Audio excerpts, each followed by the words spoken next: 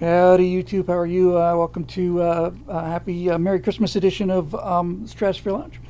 It's 18th of December, if you can believe it. We're almost into 2026. I just had my mood brightened enormously, and when I say just, I mean probably about 30 seconds ago. I'll show you a little last minute piece of work I did. But anyway, oh, thank you very much. Cheers from Dubrovnik, Bill. Ain't no stream gonna pass without a loyal viewer from Croatia. How are you in Croatia over there? I'll never get over this, honestly. It never ceases to amaze me. Thank you very much for that. Thanks for joining us all the way from Croatia. Yeah, we're not gonna do a show on Christmas night. I'm sorry to say, Roadrunner. Guess who is still shut down due to wind? Oh, GK Masterson probably, I guess your freeway or wherever you're driving your truck is. Did I see Trump's speech from last night? I did not. I will look. I'll put a Santa hat on the Gordon's little. It's too late now, but it's a damn good idea. I wish I had it. No, I just finished something, and this is our political show. We're not going to spend a whole lot of time on this. Yeah, really bad crosswinds. That's dangerous stuff. And we just see in here Christmas bonus from Roto Whittle now.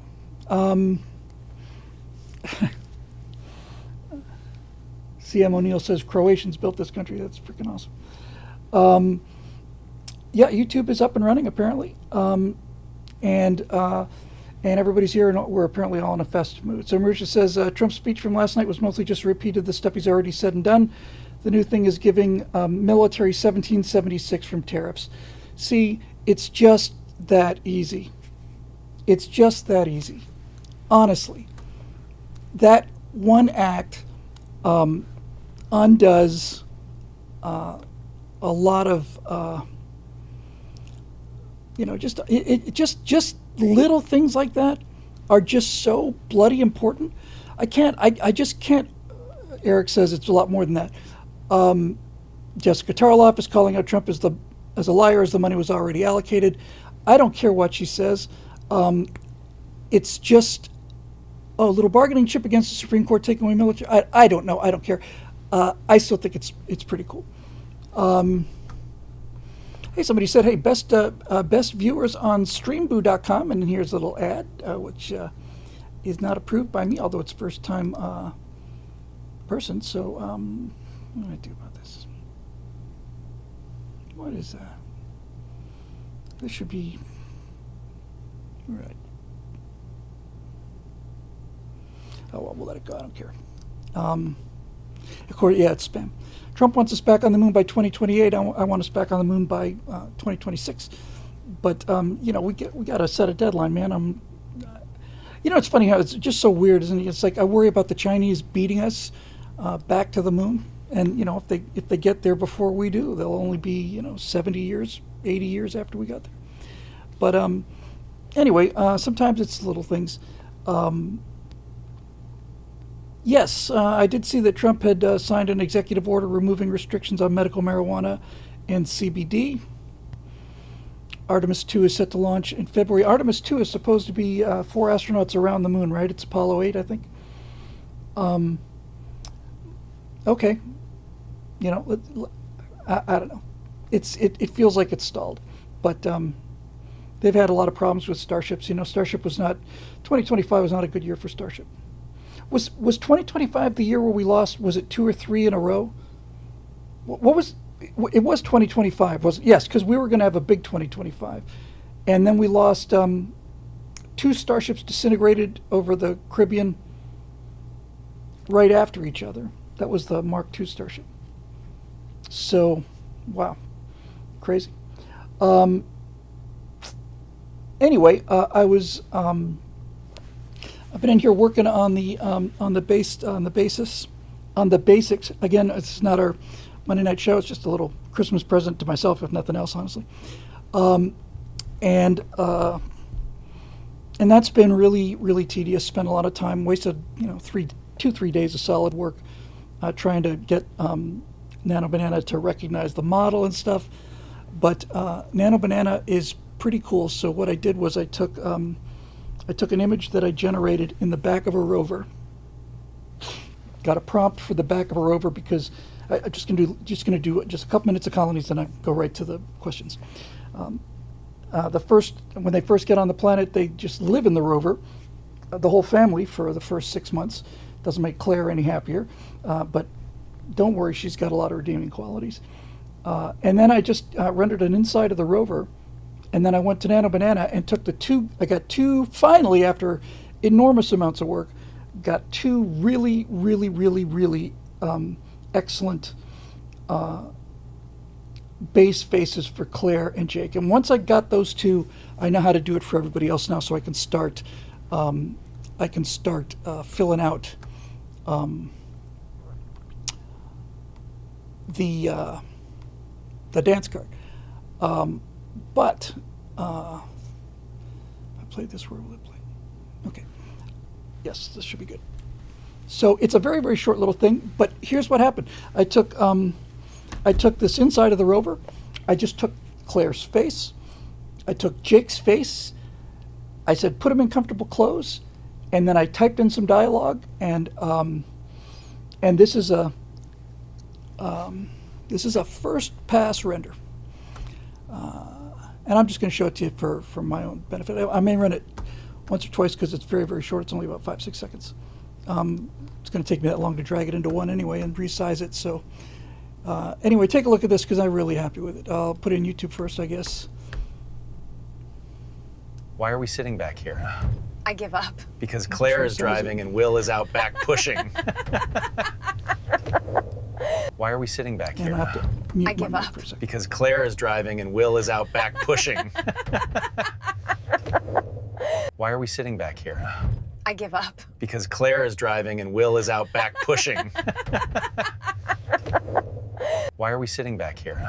I give up. Because Claire is driving and Will is out back pushing. Why are we sitting back here?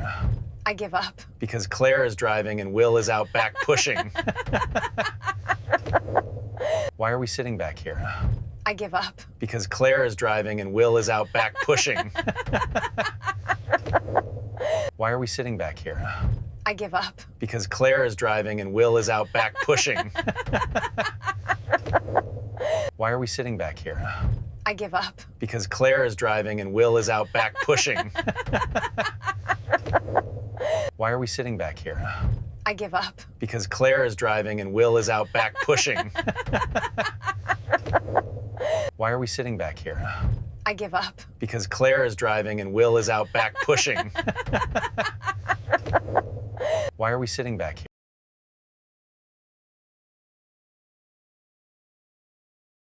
That's my audio back, yep. And audio's back there. Yep. Yes, I'm pretty happy with that. They're actually on the surface of a planet, but I didn't give it any details at all. I just had that image, and I gave it one prompt, and I didn't do any adjustments or timing to it. The interaction between the two, those aren't their voices either. I'm going to replace them with the voices that I have for them.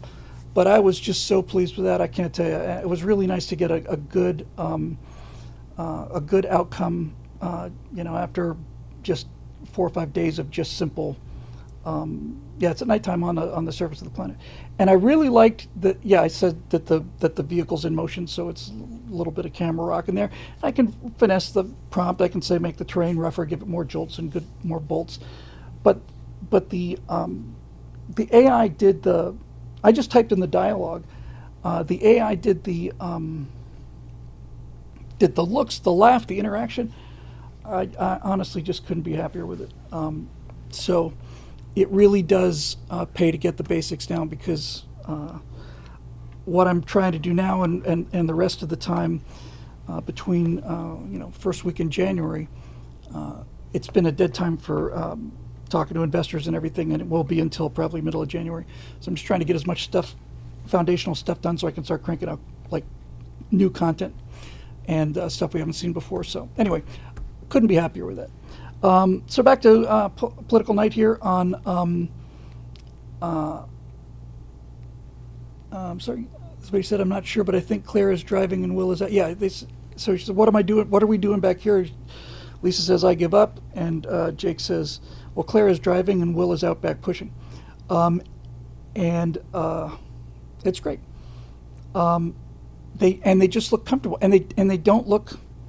I told them the prompt was just put them in comfortable clothes, put her in put him in sweatpants and a shirt, and put her in a knit sweater. It's not very sci-fi, but it that's what to me sells it. They're not wearing like sci-fi clothes; they're wearing like sweaters and stuff at home. And the main thing about that image was that the light in there was warm. Yes, beat me to it there. I'm sorry, is that Chevelle? I love the lighting. Yes, the lighting was great. And all I did was give it faces and the background rover picture. It put them in, posed them. Couldn't be happier. So, so now it's time to start getting, the ads on YouTube. Sorry about that. Hang on a second. Yeah, let me fix that. We'll fix that, and we'll get on with the show. Sorry, I forgot. Nope. Nope. I'll get it eventually, Bill. One moment, please.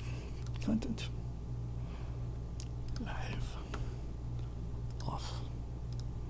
Save. Thanks for the heads up.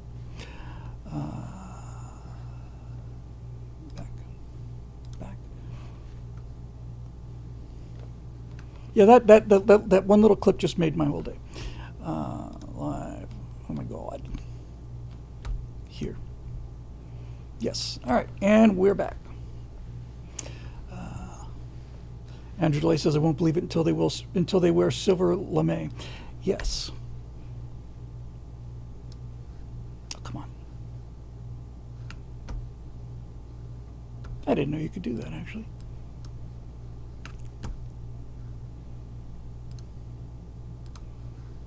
Hang on. Just getting my window set up here, and I just munched a window by accident. All right.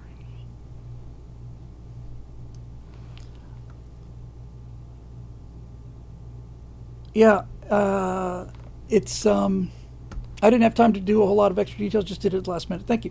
Sidewings Raging with a super chat says, Merry Christmas, Bill, and everyone else for the Taffy 3 jar. Thank you very much. I appreciate it. That's great. And isn't just an AI generated new flirt, so he's really on a secret moon mission in Elon's rockets, says Kate. Oh, sorry, my glasses. Kate Lex. Is Natasha getting any input into fashion in the colonies? Not directly, but she is doing. Her videos are like surreal kind of fashion videos, and they're amazing, and they've certainly given me a lot of inspiration. So that's kind of helping. All right, let me get this last window set up here, and we can get on with our business for the night. Okay, you go there, right? Yeah, I'm really very happy with that little clip, just because of how human it felt. Oh, how's Natasha's hand, says Eric. Her hand is healed well. We are dealing with a problem, though, and that is that her range of motion is very poor in, I think this is flexion on her left wrist. So she can only do like that. And I think that's a physical therapy issue, and really she's got to just force it, she's just got to stretch those tendons, and it's painful, but whoa, out of focus. But we got to do it. Where'd the focus go? There it is. Ours back. All right. Just a couple things before we jump into the questions. We're back in. She is in physical therapy. She had to wait a little bit because she had arthritis in addition to the bone pain and everything. So we need to. I need to basically just. I got to stay on her harder, because in order for it to happen, she's got to. Stretching is painful, and stretching a hurt area is more painful. Physical therapy is supposed to hurt, and I don't like I don't like hurting her, obviously, and I don't like, you know, pressing on that wrist to get it to extend, but that's the only way to stretch the tendons. She hasn't used those tendons in 4 or 5 months now, so, there you go. Just a couple things. I don't know if there'll be any, let me check the questions first, because I don't want to repeat any questions we already have here, so. Let's do this.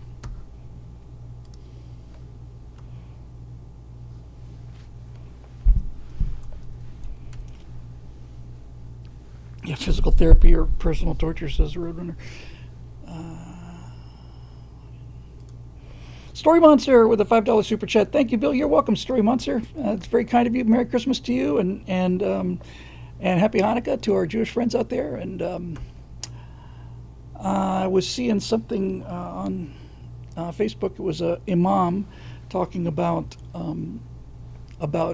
having dogs in the house. He said, unless they're for security, or you have some other good physical reason for them, he said that that having a dog in the house as a pet produces enough sin on a daily basis it says it produces a mountain's worth of sin, and he names the mountain. And so he says, if you have a pet dog in your house or whatever, and you're a Muslim, you better be doing enough good deeds per day to outweigh this mountain of sin that having a pet dog brings on you every day as far as Allah's concerned. And I thought, man, these people have kind of a fun problem, don't they? They're not. It is such an anti-human religion. Really, it's just anti-human. Anything that people enjoy is just off limits. No music, no dancing, no hand holding, no kissing, no looking, no gambling, no drinking. It's like,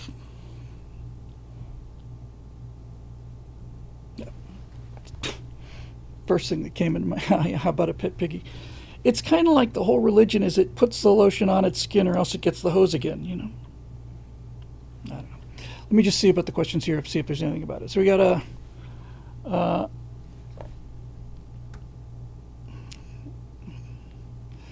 Tom Gerlach, we got a Roadrunner, we got a GK Masterson, we got a Marisha Dark, we got a Bob Knife, another Bob Neef, Eric Blake, Braden Higby, and Charles Tomes. Can definitely get it done. It's good to see Charles Tomes back again. All right.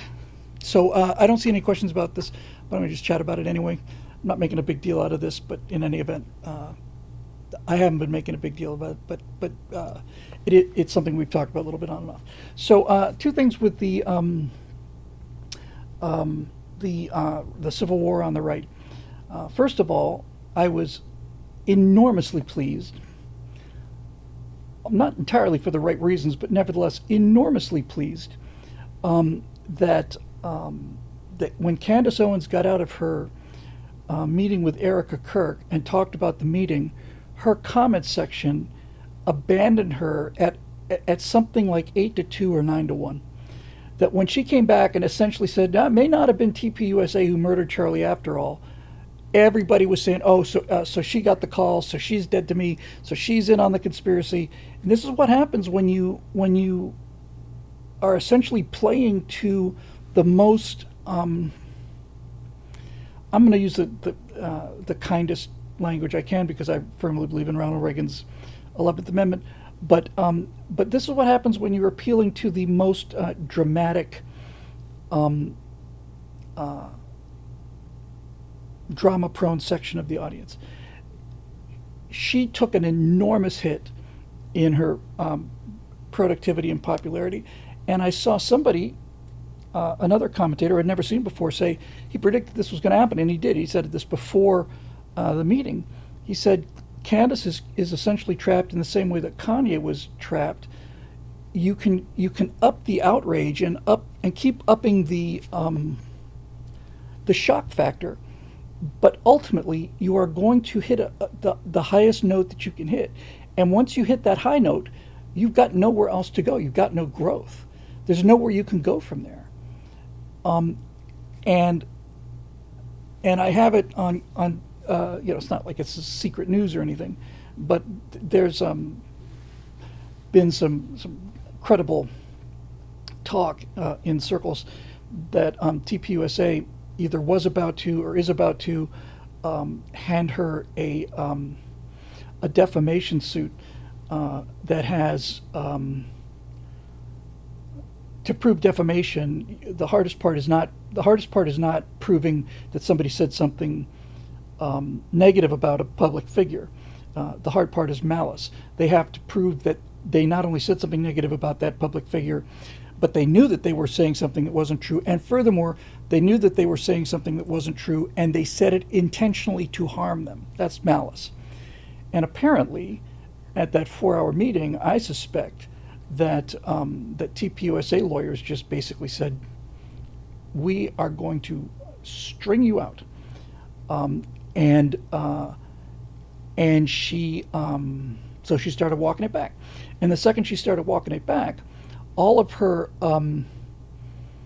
fanatics who were, convinced that Candace was the only person on the case, just immediately, and not like slowly, once she just said one, it looks like maybe TPUSA wasn't as involved as I thought, out of there, just ejecting herself, really abandoning her rather, and I don't see where she goes from here. What's she going to do? I don't think she can go back to increasing the shock value. She can only walk it back. That's all that's left of her audience now. All of the reasonable people left a long time ago. And I don't know. She made a ton of money. People are saying that she's making hundreds of thousands. She's making millions of dollars off of those podcasts. Hey, Gary, how are you? Millions of dollars per podcast. And she is... I just don't know where she goes for that. Eric says, worth noting, even Fuentes said Candace was going too far. Fuentes said that Candace went in there as this, tough, boss bitch kind of woman and came out with her tail between her legs. And Fuentes says that, you can't have women making those kind of things. But the thing that I saw Fuentes taking a lot of heat for was when he came out, he said it again, he said, getting married and having kids is gay. And I was looking at the comment section on that, and it was a lot of people saying, geez, Nick, you took the L on this one. This is what I would just call like structural, built-in structural weaknesses that are not something that you can paper over or Band-Aid over. In the case of Candace, you can't be selling conspiracy theories to conspiracy people and keep upping the stakes all the time. There comes a point where you have laid out every single piece of evidence you can, and you're trapped, because if you keep changing the conspiracy, first it was the Israelis, then it was the bees, then it was the Mormons, then it was the French, then it was the Egyptians, then it was this, then it was TP, all of that. If you keep changing the conspiracy every episode, then people will stop taking you seriously, even the conspiracy theorists. And if you don't bring out new stuff, then you become like a moon landing conspiracist or a 9/11 conspiracy guy, which is you live in a very small bubble of people who just keep coming back to this. But what Candace Owens' audience, what drives her audience, what drives her viewership for the last 3 months, and I understand this, is that a lot of people really love Charlie, and Candace was the only person saying, whoa, this whole story really looks funny. And these people who generally love Charlie and watch Candace tend to be suspicious of the government, to say the least. So she's fully knowingly handing them stuff that's not true in order to feed them and drive herself up to the #1 podcast in the world. But where does she go from there? She can't continue to make new theories, and she can't provide any evidence on her theories. And I think what kept her going was the belief among her audience for the last 3 months that Candace kept saying, I'm about to reveal, don't worry, I'm going to it's like it was like not many of you remember this, but it's like Geraldo Rivera and Al Capone's vault. It was this huge deal. ABC made a huge deal of this back in the I'm from the 1900s. I saw a T-shirt that said that. I thought it was really funny. But back in the 1900s, and Geraldo Rivera was just getting started. They found out that there was like a warehouse or something, like a sealed warehouse that had belonged to Al Capone, and Geraldo Rivera was going to open it in real time, and they made such a big deal. What are we going to find? Are there going to be bodies in there or whatever? And so they finally just opened it up on live TV, and there was nothing in there. It's like the biggest letdown ever. It became a laughingstock. This is kind of where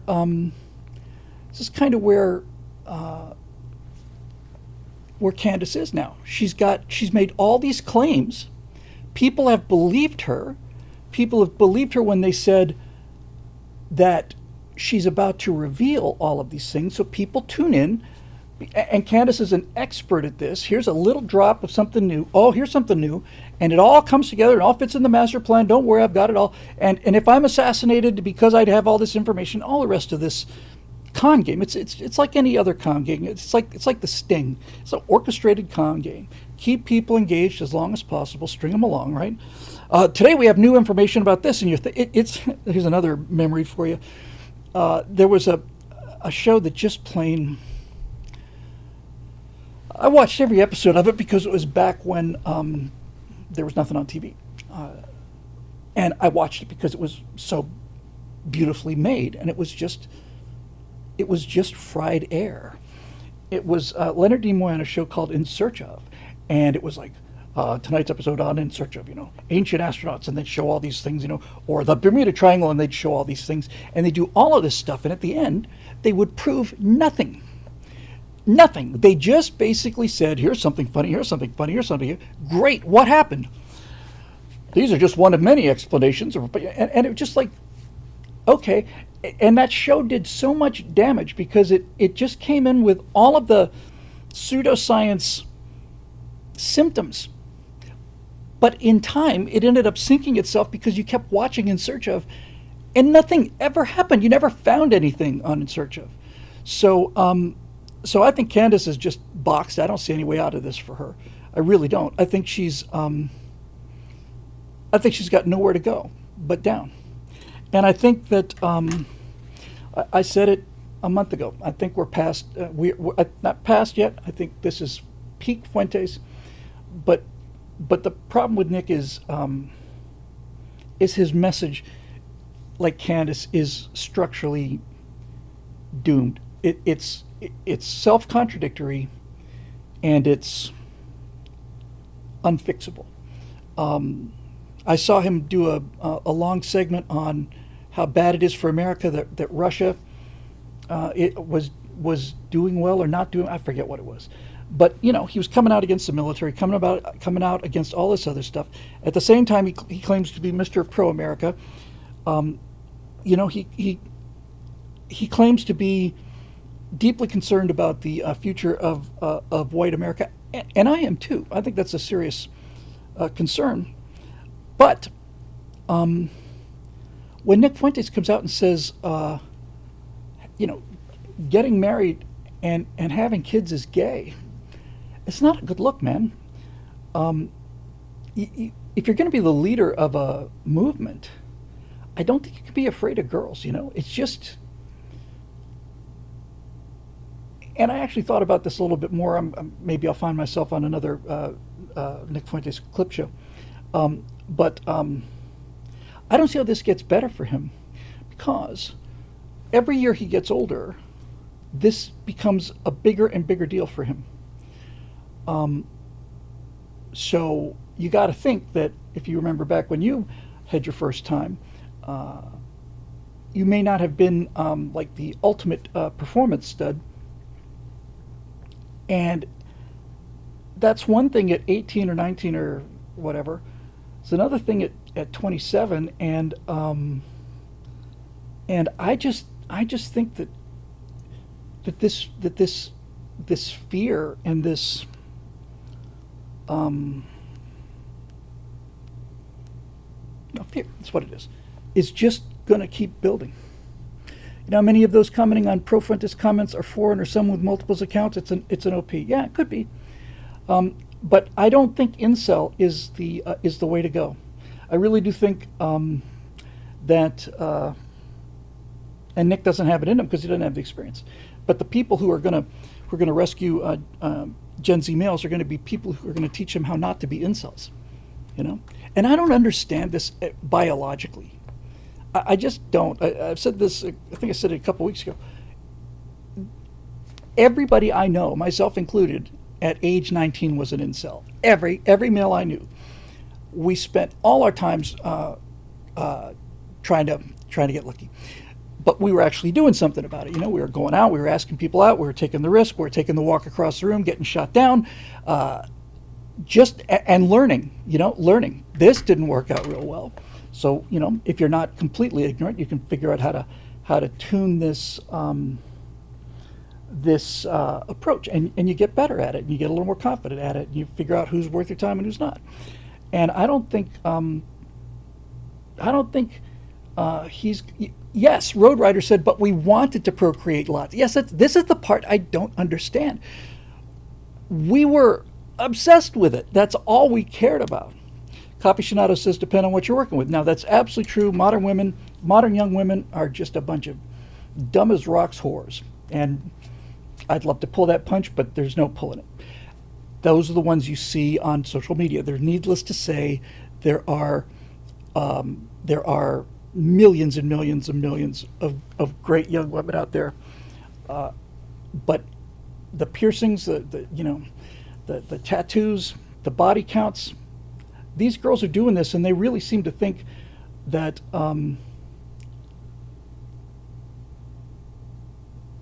that they are going to be able to talk guys out of it. I see this with the trans movement. I see all these, frequently see, what would they be? Trans women, biological males trying to be females. And they doll themselves up, and then they get on the video, and then they start trying to convince straight males why they should be dating them. Here's all the advantages of dating a trans woman. And it's not gay if you date a trans woman, because a trans woman is a woman. What is it that bothers you about a trans woman? Well, I'd kind of start with the wiener, would be that'd be the first thing on my list. And they just keep thinking that they can talk people into it. It's going to come as such a smash to the face to them. And all these young girls out there who are doing OnlyFans and getting trains run through them, and they're 22 years old, and they've got 150, 200 person body count, and then they think after 200 guys, they're going to meet the guy that they actually are interested in, some high value guy who's really looking for a wife, and they're going to realize that men want nothing to do with you, nothing, and you can't talk them out of it. It's biological. The world is gonna be. You can run away from reality only for so long, and then all of that, it's I don't know, but seriously, I just think it's. I think it's a losing proposition. So let me see if I'm missing anything here.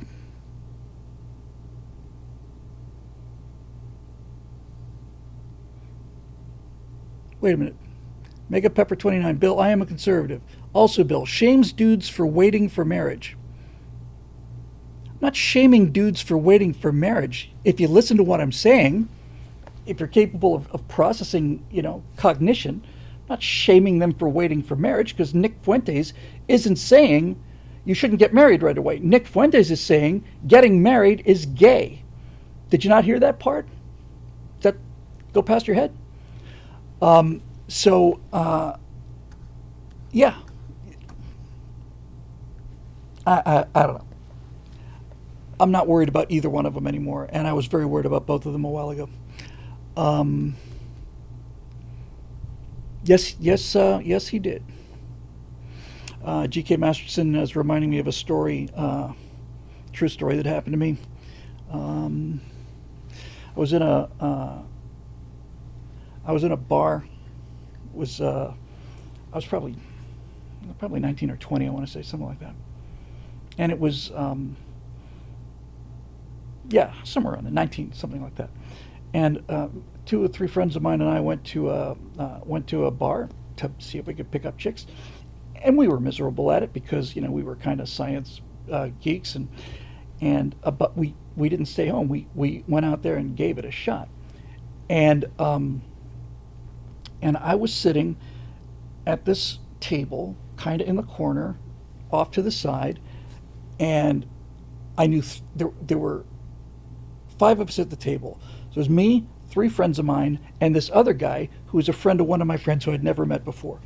Yeah, and theater geeks, that kind of thing, and the way this bar was set up, they had, like cocktail tables, and the little pools of light. And as it so happened, probably a lot of it was just my perception, but also a lot of it was the clothing. Everybody in the club was dressed really dark, and but there, at this one table, sitting by herself, was this absolutely stunning blonde, about our age, in a white dress, just sitting there by herself, just sipping on a drink, and we sat there for about an hour and watched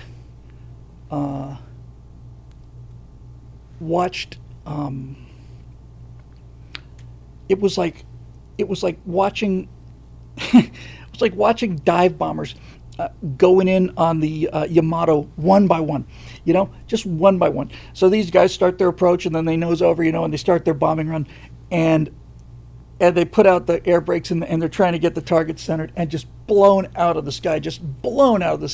Watch these guys walk up, kind of lean on the table, say something, and she would say something, and then the guy just kind of walked back dejectedly, and there's no way I'm taking that walk, not a chance on earth. I'd do it today though, but I wouldn't do it then. Anyway, this friend of a friend, this 5th guy, watched this, and the 4 of us watched it, and we got more and more and more. No, Nick Fuentes is talking about straight marriage. Nick Fuentes, Damien, is saying that getting married to women and having kids is gay. So I'm just sitting here like, no, thank you. No. There's no way I'm going through that kind of fire. But this one guy who had his towel packed, man, he was ready to go. He got more and more and more angry about this, and he was like, every time somebody go up there and get shot down, this guy was just getting more and more pissed off, and I just thought, wow. And finally, after like 6 guys, this guy just said, right, that's it. And he put his drink down, and he got up, and he walked across the room, and you just barely hear him. And he said something to her, and she looked at him, and she just went, no, I'm sorry.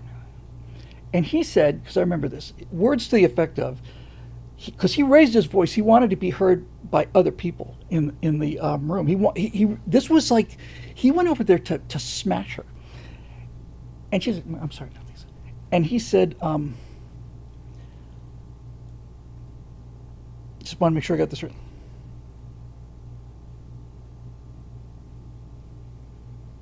He said something like, listen, princess, just got word that Prince Charming's horse threw a shoe on the way over, so he's not going to be here tonight. So, do you want to dance or not? Because you're making a complete fool out of yourself. Something along those lines. But Prince Charming's horse threw a shoe on the way over was absolutely what he said. And she just looked at him for a second, and he just stood there, and she got up and started dancing with the guy. They danced for like 15, 20 minutes, and out the door they went. And I thought, man, there's a lesson there. And I never forgot that lesson. It took me a number of decades to work up the nerve. But what I found over time was, I don't believe I ever, gotta be careful about this. I've clarified my my statement. I have never regretted taking the shot, But there have been many, many times that I regretted not taking the shot. Looking back on it, I realized that they're just handed, it's just a silver platter, you know? So, boys, action is the thing. And if you go in there with your dignity, you come out of there with your dignity. And anyway, that was a big lesson for me. Big lesson in was it Seinfeld that talked about hand, who has the upper hand? You know, it's like he didn't go over there really to ask her out at all. He basically went over there to call her out, and so he had nothing to lose. And that was legendary. That was just an amazing thing. Got to swing to get a hit. That's right, baby. And the best batter that ever lived got on base 4 times out of 10. 4 times out of 10 is not bad. And here's the other thing about this, and this is the last thing I'll say on it. If you keep going out there and keep swinging, you can miss 50, 60 pitches in a row, but eventually you'll foul one off and you'll tip one off, and then you'll start to get your swing and timing a little bit better. Then you'll have some grounders and stuff, but you will eventually get better. And as it turns out, you will you'll develop a swing, and you'll get there. John Condon says, watch out for the woke women.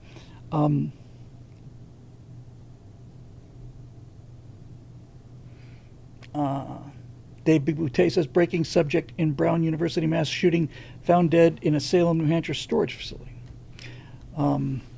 Yes, and Kirk's Bamboo Bazooka says, and notice the winner was the one played his own game, not hers. Just saying. That's exactly it. That's exactly it. It's just that simple. Who's in charge of this transaction? I am. Kesselin says, and then she'll steal half your money and divorce as she heads for the nearest Chad. Well, that's what dating is designed to find out. Is to find out, is this person a 304 or is it somebody worthwhile? Gumman says, none of this applies to those of us who have a face for radio. Au contraire, it's got nothing to do with how you look. It's absolutely got nothing to do with how you look.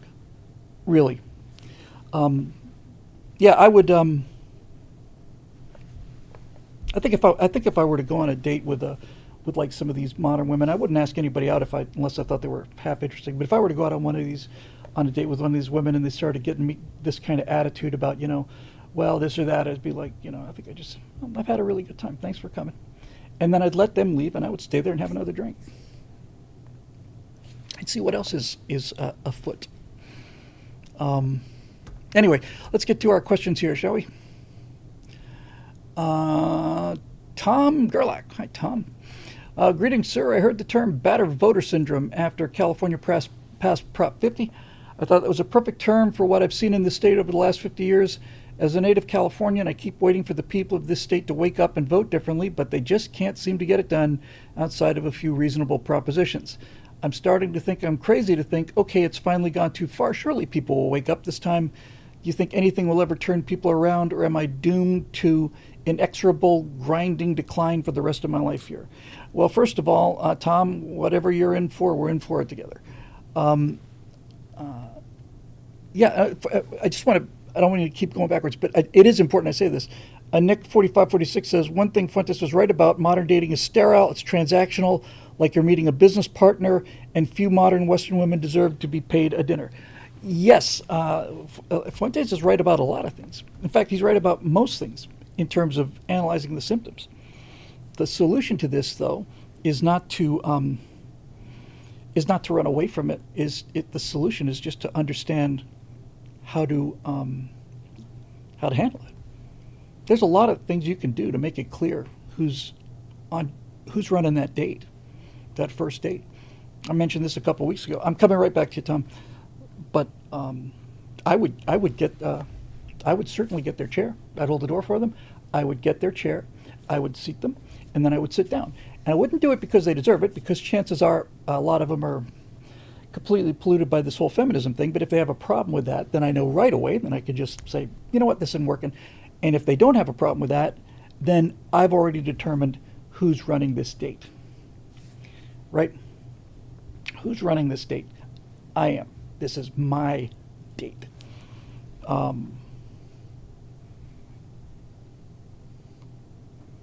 It's just that simple, really. It's a hand. So anyway, back to Tom. Tom,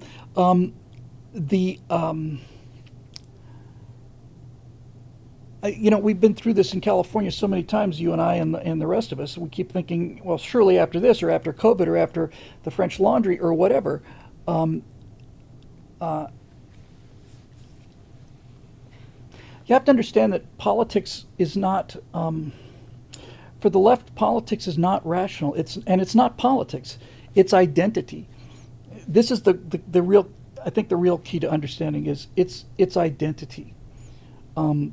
They're not Christians. They're not anything other than liberals and progressives, and their entire view of themselves is based on their politics. It's been shown time and time and time and time again that that progressives have far lower self-esteem than conservatives do, and because they have low self-esteem, they have to constantly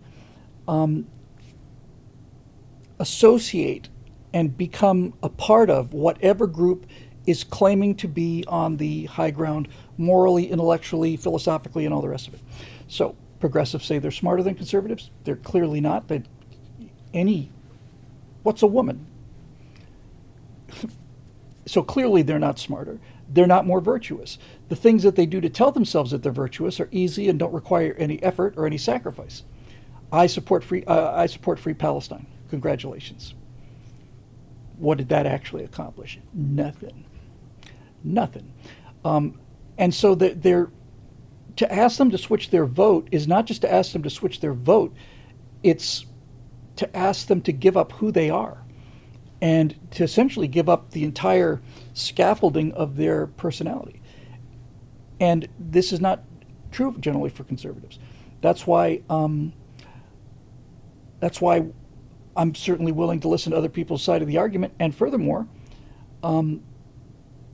if they make a good argument, I'll change my mind. It's not I don't destroy my identity if I change my mind. I don't become less of a person, and I don't. It doesn't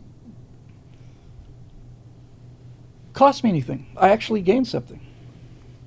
Marisha says Scott Adams used to say that cognitive dissonance is triggered when a person's beliefs are tied to their identity and those beliefs get challenged. Yes. So they see something in front of their eyes and they know it's not true, but it goes against everything they've been told to believe. So now they're in a very, very stressful situation because what their eyes are telling them is that they're not a good person. Their eyes are telling people with low self-esteem that they're actually a crap person because they can see things like the black crime rate, or they can see things like these perverts going into women's dressing rooms, or see men dominating women's sports, and they spent their whole life fighting for women's sports, and all of this stuff they see, and when they see it, they realize, my God, there's the evidence that the conservatives are right, but conservatives are Nazis, and I don't want to be considered a Nazi because I don't have any self-esteem. So what do? And the only answer is I stopped looking. I didn't see it. It doesn't exist. So these drug boats from Venezuela, anybody who's ever had a boat, by the way, and I haven't, but my brother Steve's had a bunch. My dad had one that sank at the dock, which is an amusing story. Let me get to that, Kirk. Anybody who's ever had any experience, I grew up, I spent 15, 20 years of my life in Miami, you see a lot of boats, knows that when you see a boat with those dimensions, long, thin dimensions are designed to get through the water fast. That's how you get speed in water, is long hull, as narrow as possible. And when you see four massive, I don't know what they are, they look like 200 horsepower outboard motors, four of them in a row, sink together, that's a racing boat. That's not a fishing boat. That's a racing boat. Yeah, it's a cigarette boat, Lady Hawk. That's exactly the term I was looking for. That's a homemade cigarette boat. It's designed for high speed. You don't know, there is no kind of fishing done at high speed. Bill Whittle didn't say anything about President Trump's address to the nation yesterday because they didn't see it yet. And so they say, well, this is a fishing boat. Yeah, it has to be a fishing boat for a progressive, because if it's a drug boat, then there's a reason to blow it up. And if there's a reason to blow it up, that means you're a conservative. And you can't be a conservative because conservatives are Nazis and fascists. Therefore, it cannot be a drug boat. It has to be a fishing boat. It has to be. It has to be a fishing boat.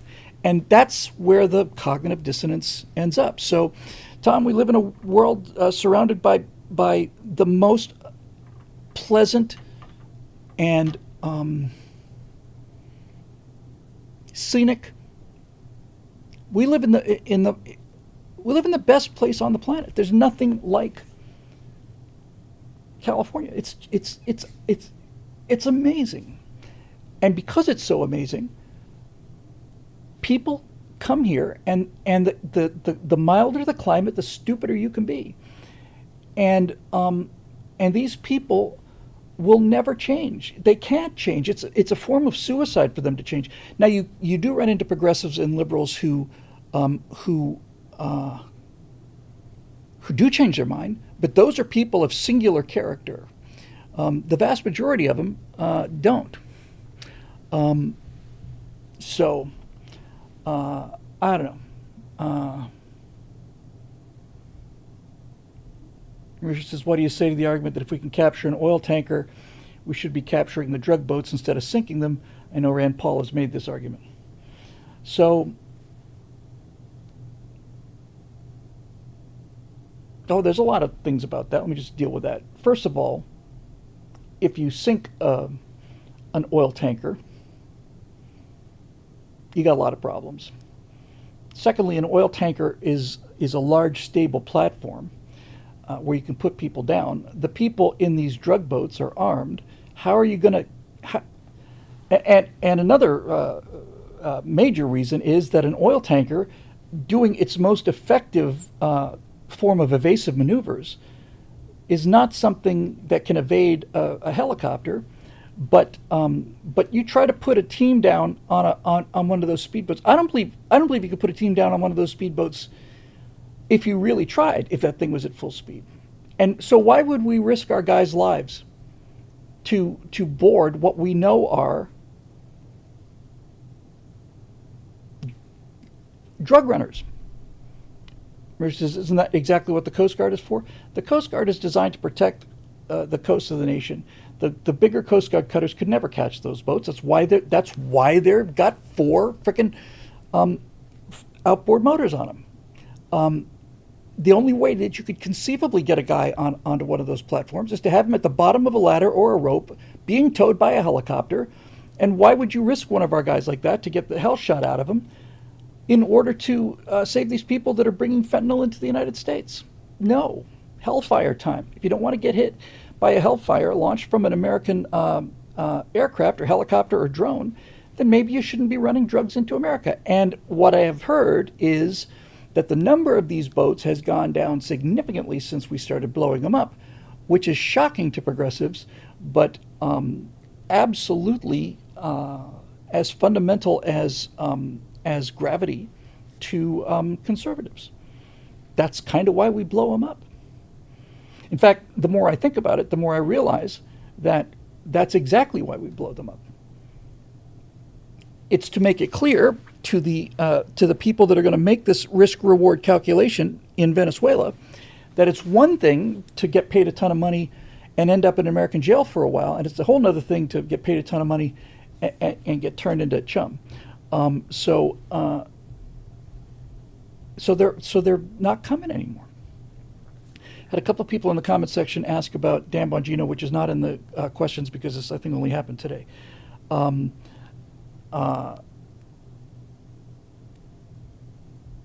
I am very curious to... Dan Bongino, if you haven't heard, has officially resigned from the FBI effective in early January. I'm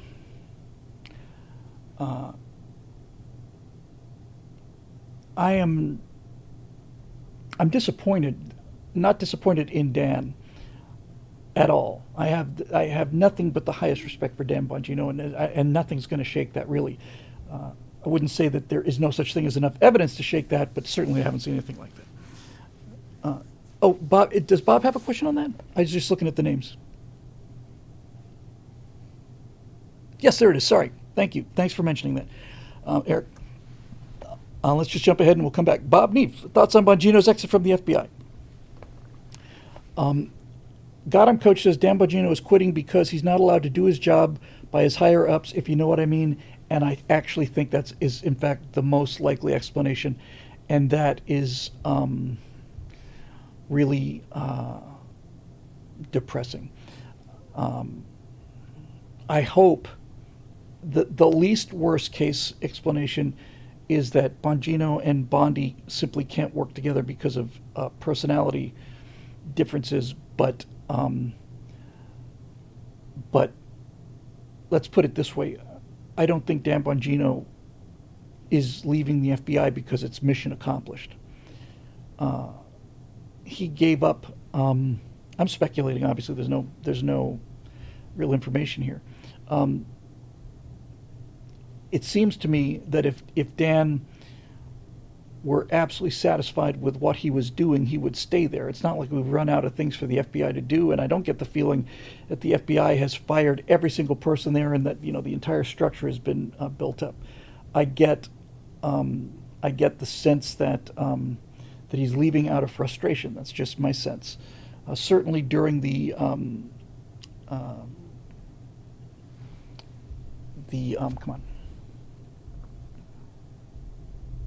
Epstein files, Bongino walked out for the day and threatened to leave then, and then he got out. My hope is that Bongino will be able to tell us why he left. It would be very disappointing. I understand that Dan Bongino's sense of honor and personal integrity could certainly put Dan in a position where he can say, "I cannot tell you why I left FBI. I can only tell you that I did." I can see that is a possibility. But look, Bongino and Kash Patel went into the FBI because we, the people, thought that outsiders would be able to go in there and change that organization. And if it turns out that a guy has bounced off less than a year after being there, I would like to know why. I really would like to know why. I would really like Dan Bongino to come back and simply state what happened to him, and not sugarcoat anything. I really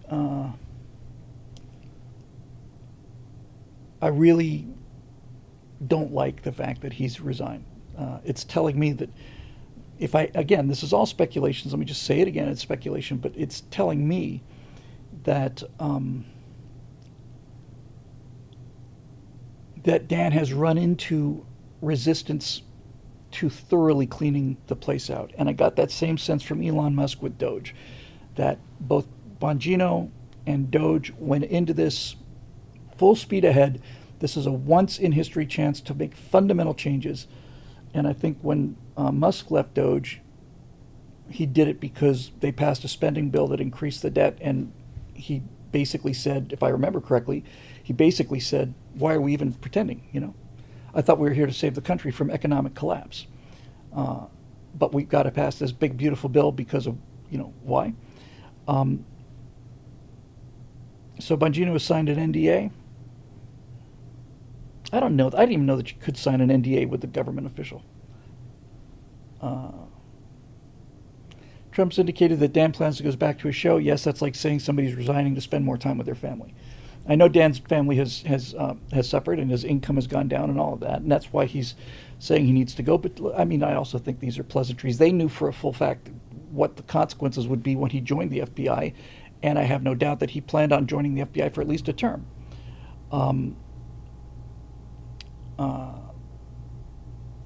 So I'm very sad that he's out, and I think the American people deserve an explanation. Not that Dan owes us an explanation, but that I think something happened that look, something clearly happened that caused somebody I consider to be a true believer and a true patriot to say, it's not that I don't care anymore, it's just that it can't be done. And at least not in this current structure. And I don't see any good news out of this, frankly. I really don't see any. To me, it was like Musk leaving Doge. I know Musk was not there forever, but when Musk left and all of that Doge momentum just sort of evaporated, I just said, this isn't good. This isn't good. Kedeltic says, plus we need H-1B Indians and Chinese because America doesn't have talented people. Comment by Trump it doesn't help. Yeah, exactly. Yeah, Gotham Coach says, when the government fears the people, there's liberty. When the people fear the government, there's tyranny. I don't know. It's not the first, as I said so many times, the first 2 or 3 months of Trump's administration were just unbelievable. And clearly, there's an awful lot of resistance that was not expected. So I don't know what that brings. We'll find out soon enough, I guess. Okay, so that's Tom Gerlach out of the way. Here's Roadrunner. Roadrunner, good evening, Bill. Hoping Natasha's fall injuries are now just a painful memory. They're working on it. She's definitely healed, but we still have a long road of physical therapy ahead. But thank you for the kind words. As we get further away from President Trump's election, the more convinced I am that the Republicans are going to get smacked around in the midterms. I didn't believe that at first for the first 4, 5, 6 months, but I'm starting to feel that way. Not so much from the left's cheating, which they'll no doubt attempt, but because elected Republicans seem to want to lose, yes. When they're in power, the public expects them to do something to protect them and the country. When they're out of power, they're happy to just sit down and view with alarm and make strongly worded sound bites while the leftists in power run the United States. Interrupt you right there. We saw this exactly in 2016. Obama does Obamacare. The Tea Party movement gets started in 2009, 2010. In 2010, we get the House back. In 2012, we get the Senate back, but not the presidency. And then finally, in 2016, we have all three, I think it was. And now you've got a chance to do something. And now the people who are calling that the country was, on this is its last hurrah, and you finally got all of the levers of power. And then you find Republicans that don't want to vote to repeal Obamacare because they think it will cost them their reelection. And I just say to myself, the problem with politics is politicians. And it's amazing to me that we couldn't find more people like Dan Bongino who didn't plan on being there for the duration. But yes, when Republicans vote for things that are good for them and bad for what they ran on, that's not a conservative and it's not a patriot, that's a politician. If I went to Washington as a representative, I would not expect to survive my first term. I would plan on doing so much damage to the status quo and bring so much transparency that I would expect that the forces of corruption would mount billions of dollars to keep me out of a second term, and so I wouldn't be terribly concerned about my votes affecting my electability because I wouldn't have much hope or expectation of being reelected in the first place. So we'll see. Back to Roadrunner. If the Republicans wanted to stay in power, they would be working overtime to protect President Trump's wildly popular executive orders by passing laws to make them permanent. Yes, exactly. Because if they're just executive orders, then the next president can sign an executive order that undoes all the executive orders and all of this stuff goes away. Instead, we get things like the House passing a bill repealing a Trump executive order that reined in the federal bureaucracy and public sector unions. Where are the bills safeguarding election integrity? Good question. Why haven't they passed any laws protecting girls from having to compete against men in women's sports? Good question. Instead, we get bills for things like removing the remains of someone from a Houston National Cemetery, a bill about changing bankruptcy administration, and other topics necessary to maintain the integrity of the entire nation, /sarcasm. Yes. I'm rapidly losing my youthful enthusiasm. Help me, Obi-Wan Kenobi. You're my only hope. The United States federal government is just too big. It's too big, and there's too much money. There is so many layered interests in the status quo that it's like trying to turn the Titanic with a 20 horsepower outboard motor against the bow. You can make changes and small changes, but the big changes. I'm as mystified and as disappointed as you are, Roadrunner. I don't know.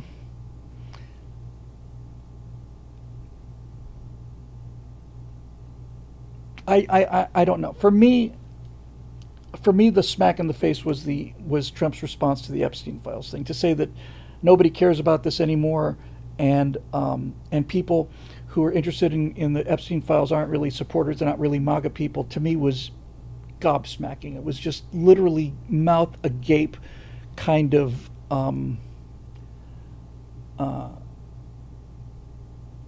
what? It really was like somebody like got the call, you know. So all I have to say is this is a better track than we would be on if Kamala Harris had won. That is a cold comfort, and it doesn't give me much satisfaction at all. We've still got a little less than a year to see what happens, and so on. So we'll see. GK Masterson, hey Bill, any chance you would be on board with helping me make the reboot happen? I do it alone if I have to, but I would love some more people to help. Since the news cycle is in the holiday slump, this might be a great time to get some buzz going in conservative halls. You can talk to people who just dismiss me because I don't run in the right circles. And GK Masterson has a website called reboottherepublic.net. Feedback welcome after you read it, and the FAQ. So I will put the link here in the chat, and then I will give you an honest answer to this. This is GK Masterson's site here. The bottom line for me is that I have been saving all of my influence capital and amassing it as much as I could for this project that I'm committed to. And I have done essentially nothing else other than that. Once I got struck by lightning at that fundraiser, I realized that that the only way to get things done, especially really difficult things, is to focus on them to the degree that that is all you focus on, and not be satisfied until you get there. So I can't spend favors or anything on something other than what I'm working on, and I respect you and like you enough to give you just a straight answer on that. That's just the honest truth. When I go out there and make an announcement and ask for publicity or promoting things, everything's got to be going in the same direction for me. I've spent my entire life running in 7 directions all at the same time, and I have to I just have to focus. So I can't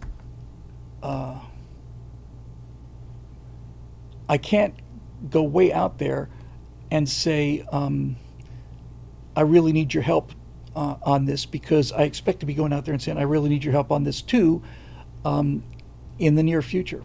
And that's the actual honest answer, GK.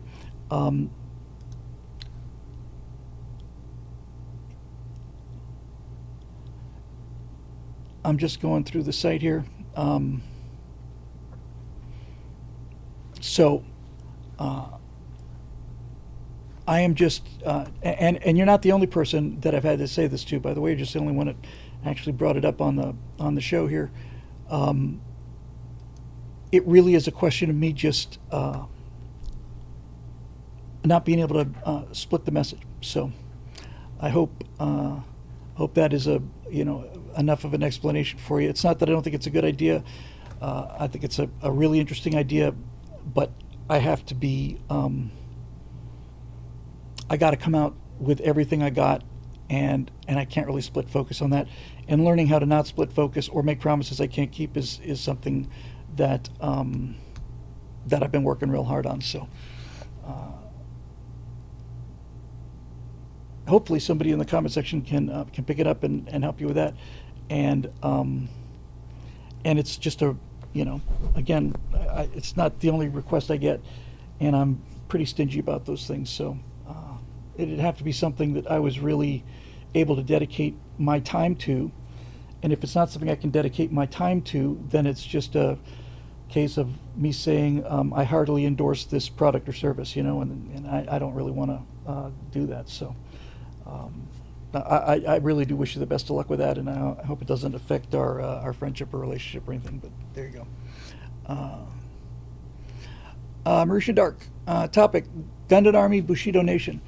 Mr. Virtual Vice President, since the end of World War II, as part of the terms of their surrender, Japan has been largely demilitarized. They're largely dependent on U.S. security guarantees for their protection, apart from a small self-defense force and grant U.S. military base across their territory. Japan has just recently upped military spending to 2% of its GDP for the first time in nearly a century, putting it on par with NATO. With the growing threat of Russia, China, and North Korea in the region, we could certainly use all the help we can get. In the decades since World War II, do you think Japan has proven itself a capable friend and ally, abandoning its imperialist ambitions such that the shackles can at last come off? To what extent can we trust them to handle their own defense at this point? Should they be allowed to have tomahawks, nuclear subs, nuclear weapons as deterrent, Golden Dome tech, or rather like the idea of the U.S. becoming the world's gun store within reason? How best might a fully capable Japanese military be utilized in a joint conflict with China? Will they just be staging in support, or should they, along with South Korea, be tasked with keeping North Korea busy while the U.S. deals directly with China as the primary threat, leaving Russia to be handled by Europe? I can absolutely answer that in one question, and one answer, and the answer is yes.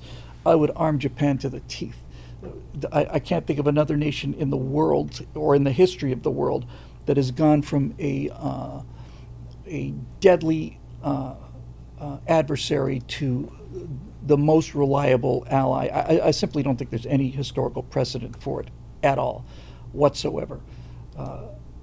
To say whether they've passed the test is undeniable. There's only two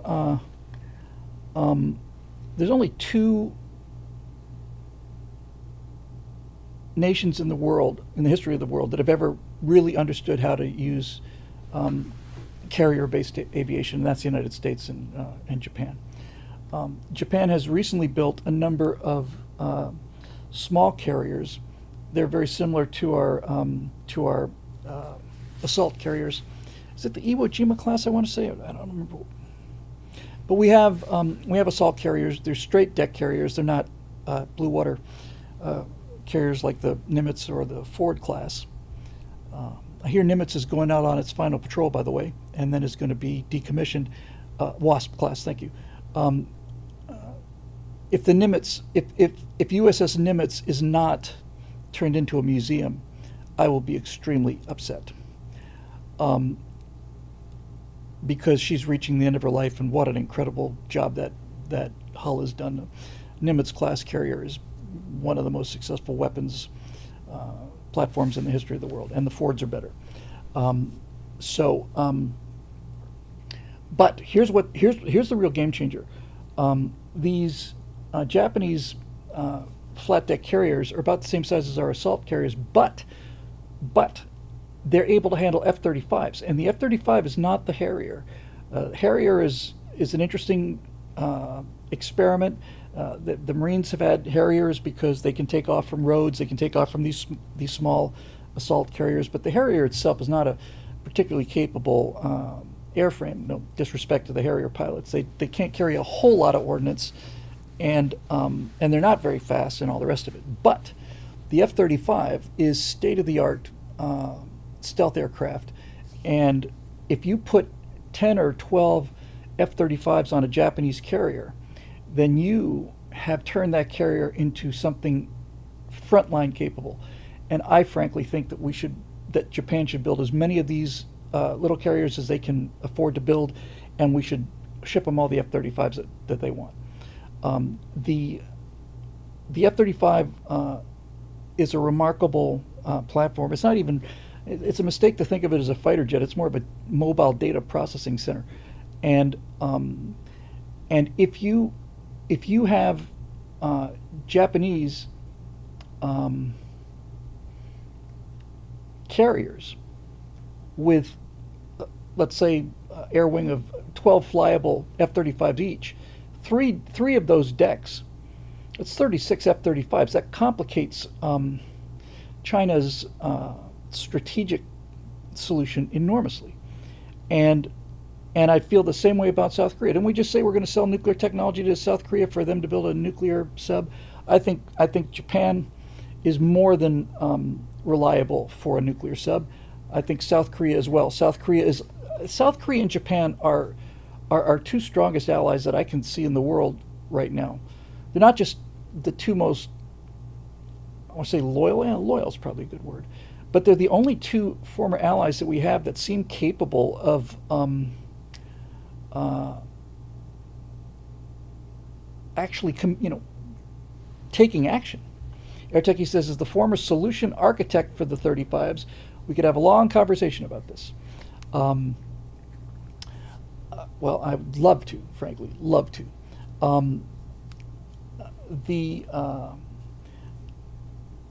Mercia Dark says, ironically, better friends than France and Britain at this point. 100%. 100% better friends. I'm much higher trust for Japan and South Korea than Germany, France, or Great Britain. Much higher trust. And I would like to have an allied naval presence with some teeth in the Western Pacific.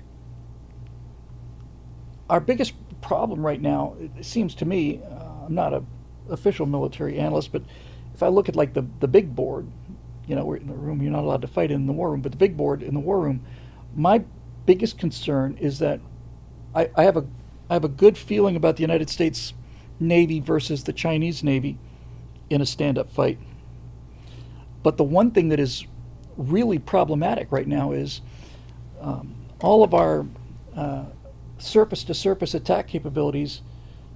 Look, our naval power is essentially the power of the aircraft carriers, carrier battle group, the naval aviation wing.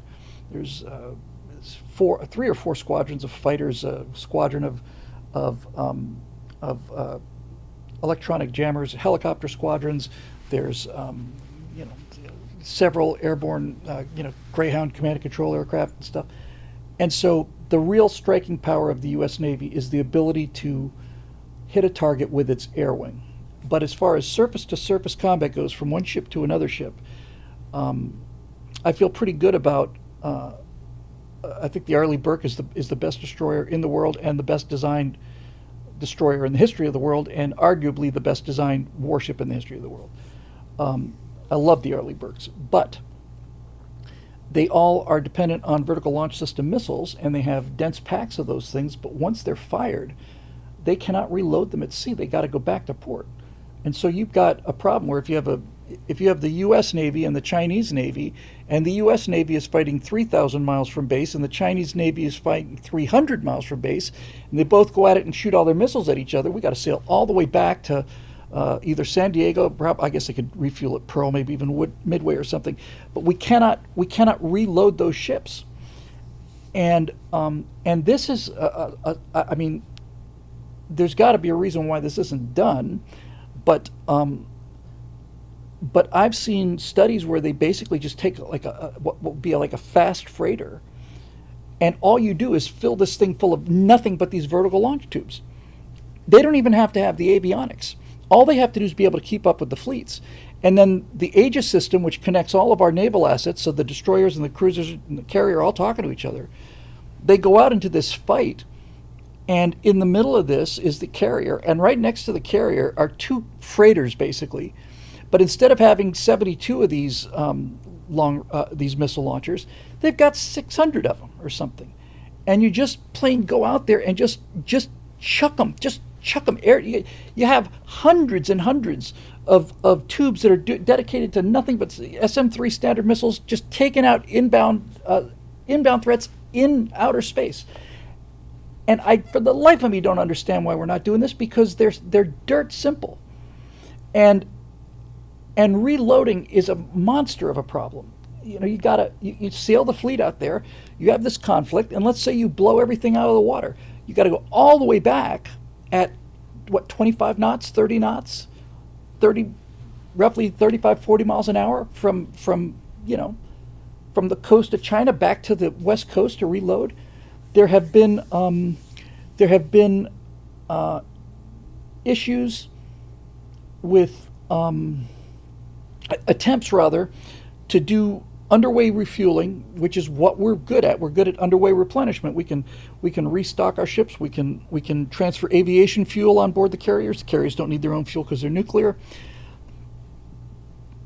But once we fire those VLS tubes, we can't reload them. And so even if you go out there and you kick the living snot out of a Chinese fleet, you've got to sail all the way back to reload, and they don't have to sail nearly as far. So in any event, I would be building simple stuff. And there's a direct correlate to this in the air.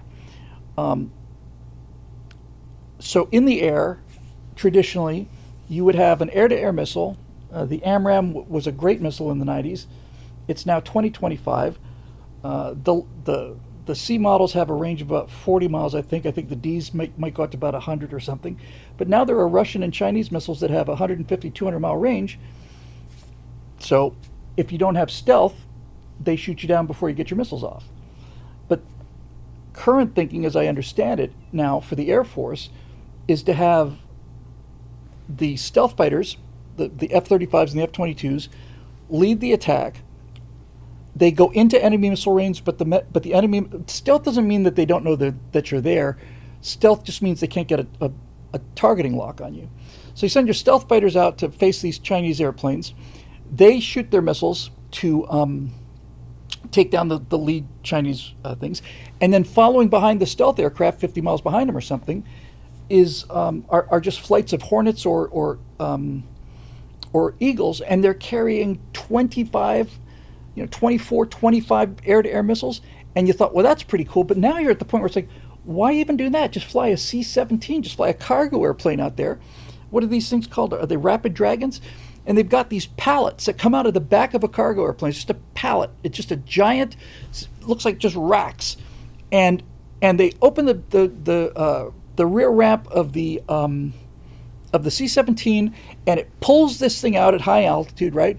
And this rack just drops, and out of this rack come, I don't know, 50, 60 air-to-air missiles. They're all being targeted by the stealth aircraft that are at the front of the strike force, and it's just a missile truck.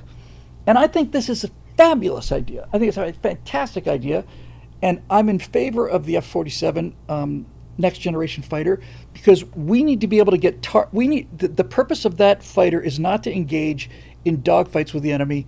The purpose of that sixth generation stealth fighter is to get deep enough into enemy forces so that they can send targeting information to the missile trucks. And the flip side of that is you need a missile with range. And I think the AIM-260 is supposed to have 200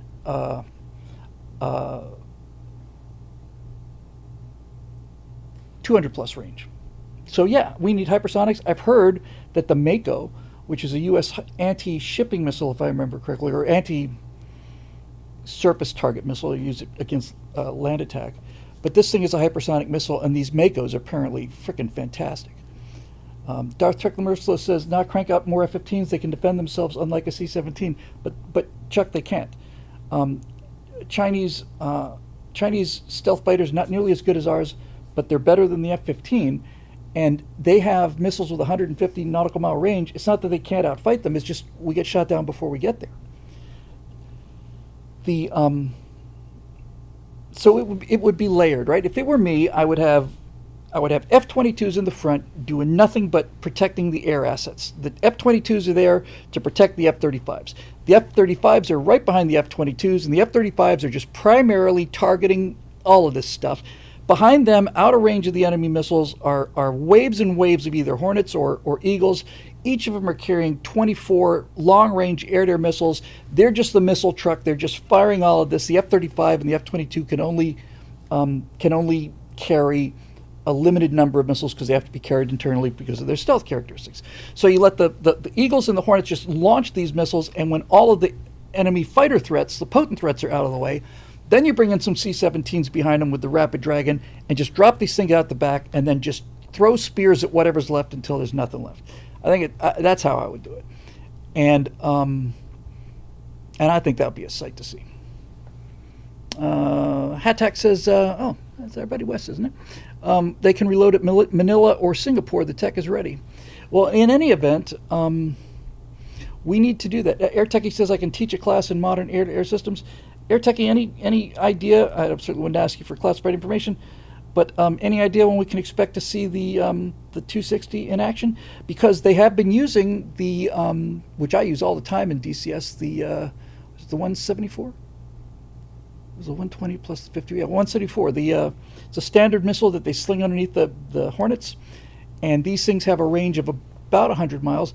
The missile has a longer range than the Hornet's radar does, and I use them in the Sims, and it's like taking off with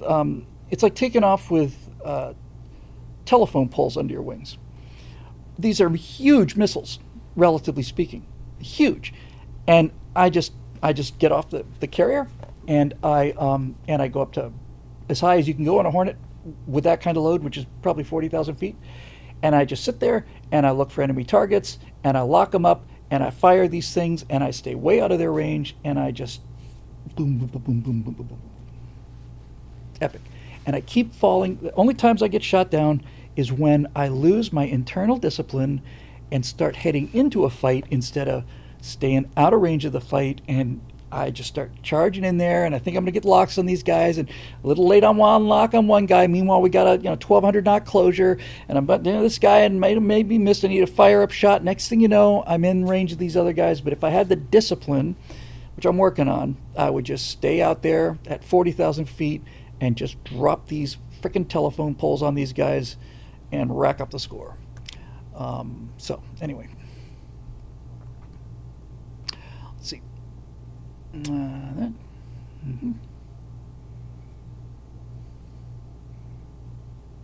So that's here's a second Bob Neef. Democrats' marketing theme of affordability seems to be a genius move and something they were silent about for 4 years. Your thoughts? Yeah, we'd better get on the ball here. It doesn't matter that that all of their policies will make affordability worse. People don't know that or really, I'm not saying they're stupid, I'm just saying it's an extremely complex issue.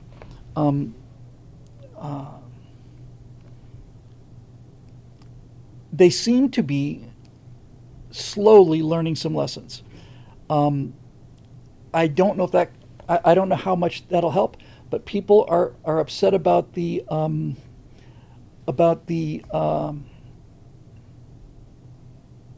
cost of things, and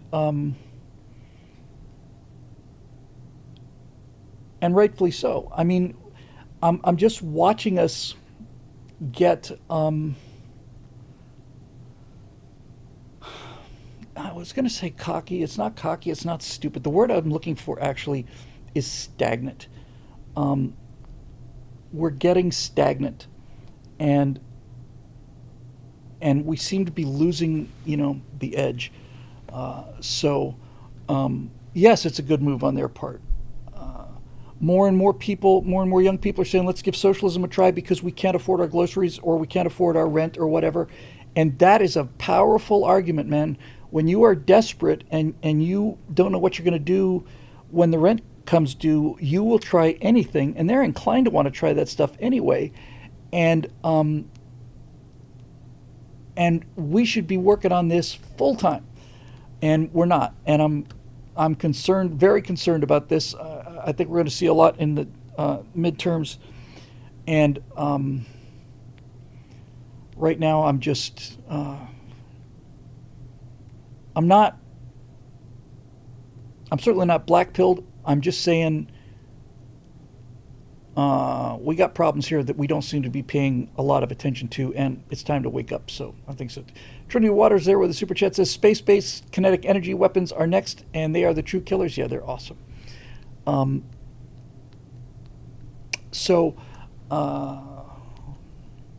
Marcia Dark says Trump's accounts will probably help a lot. 401ks for kids under 18 seeded with $1,000 by Treasury. Ray Dalio and Michael Dell are already made huge contributions to it. Yeah, the problem, though, is that a 401k requires discipline and requires enough breathing room, enough financial elasticity for you to be able to make contributions. And when people are having to take out pay-as-you-go grocery loans, you can pay for your groceries in 4 easy installments, which is apparently quite a big thing now. The idea that they're going to be able to set aside money for a 401k seems unlikely to me. There's some real issues there. All right, so let's get through these things here. Eric Blake. The case for the economic eggnog. So, Bill, we probably have enough ulcers by now. Let's talk about something positive. Trump's economic speech last night struck me as the first major "it's about time." Instead of acting like people shouldn't believe their own lying eyes about prices, he emphasized, 1, the actual data points where prices have been going down for eggs, gas, etc. 2, a major reason for high rent and housing prices being all the illegals in high demand. To the latter, he reassured everyone that the mass deportations will help settle that. Okay.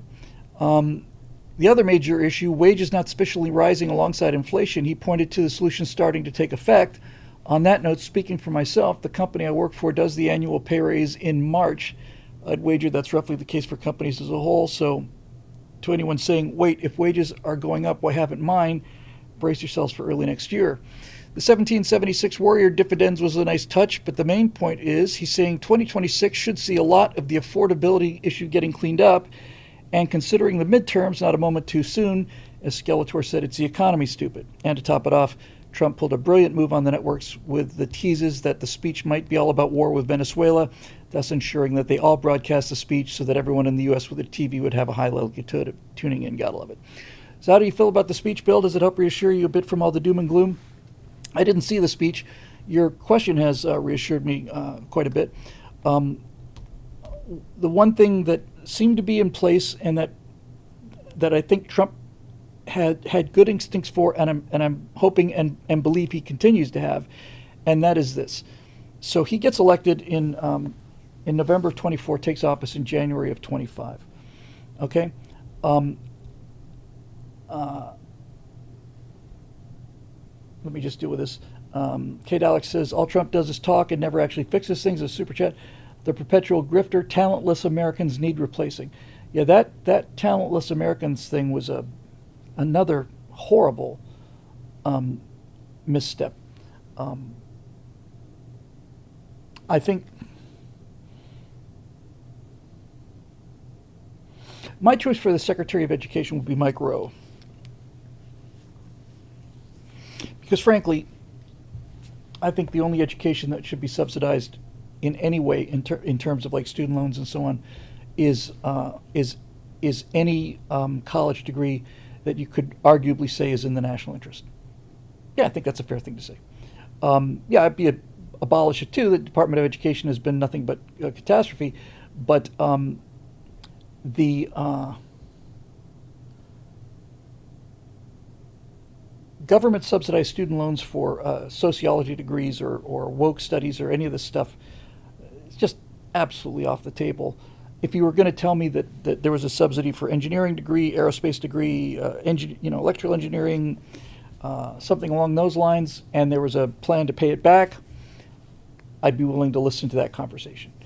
And Trinity Water says subsidized by industry only. Yeah, I think a good deal maker like Trump could convince a lot of top companies, big companies, who are not able to recruit because they simply can't find the recruits, saying, listen, if you want to get better students, you're going to have to pay for them in advance. So, you sign up for this amount of money, or you sign up for this person, and you're going to pay his college degree, and he agrees to work for you at a certain rate for a certain period of time, at which point he can either stay or go or whatever, something along those lines would be a much better deal, because then the company would be supervising that person's grades, and if they weren't getting the grades, then they'd cut them off.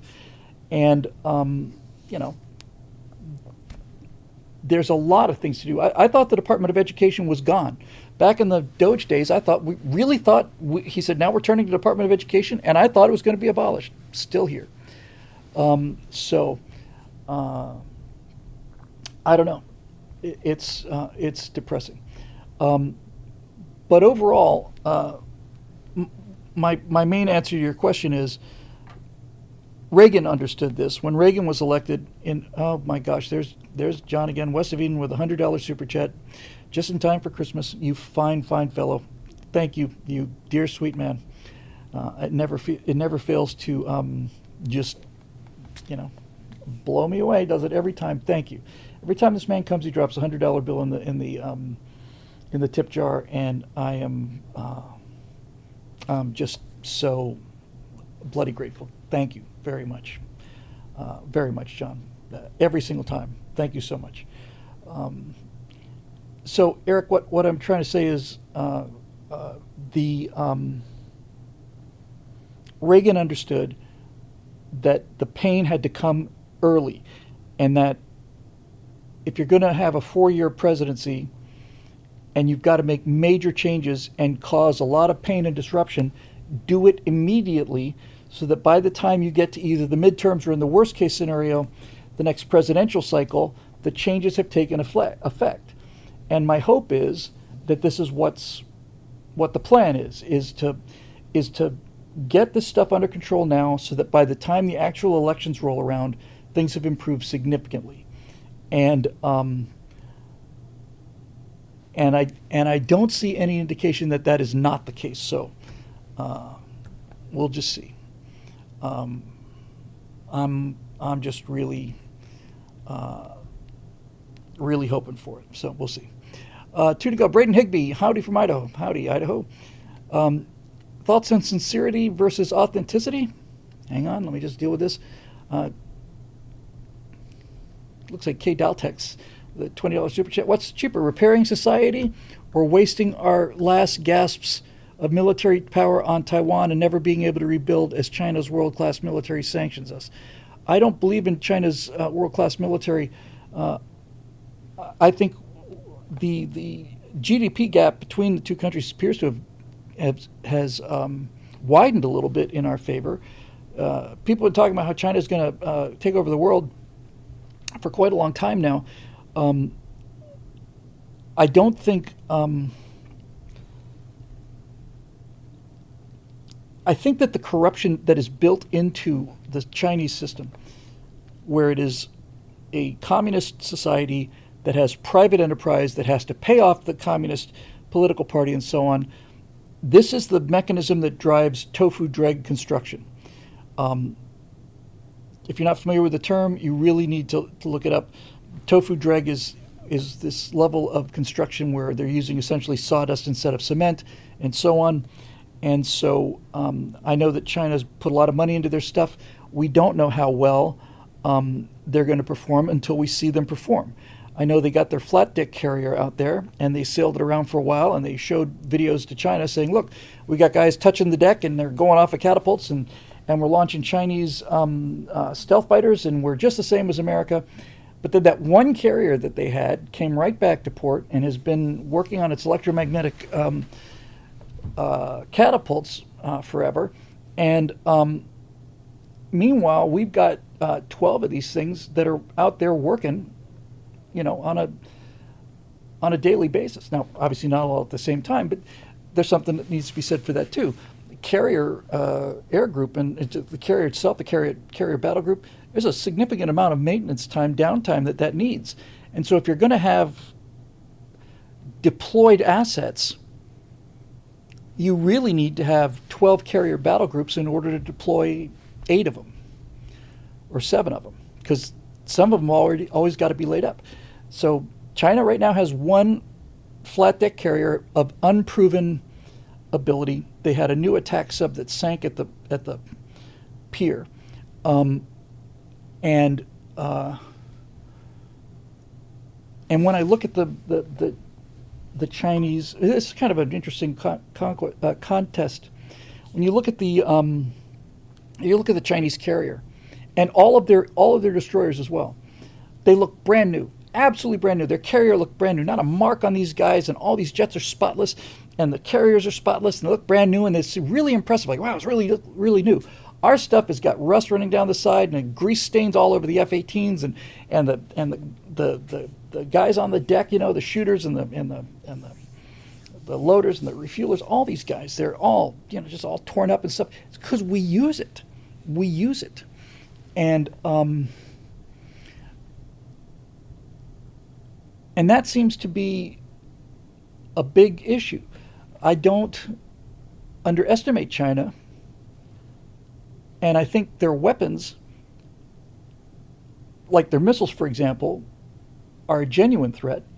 But running a war is not just a question of this.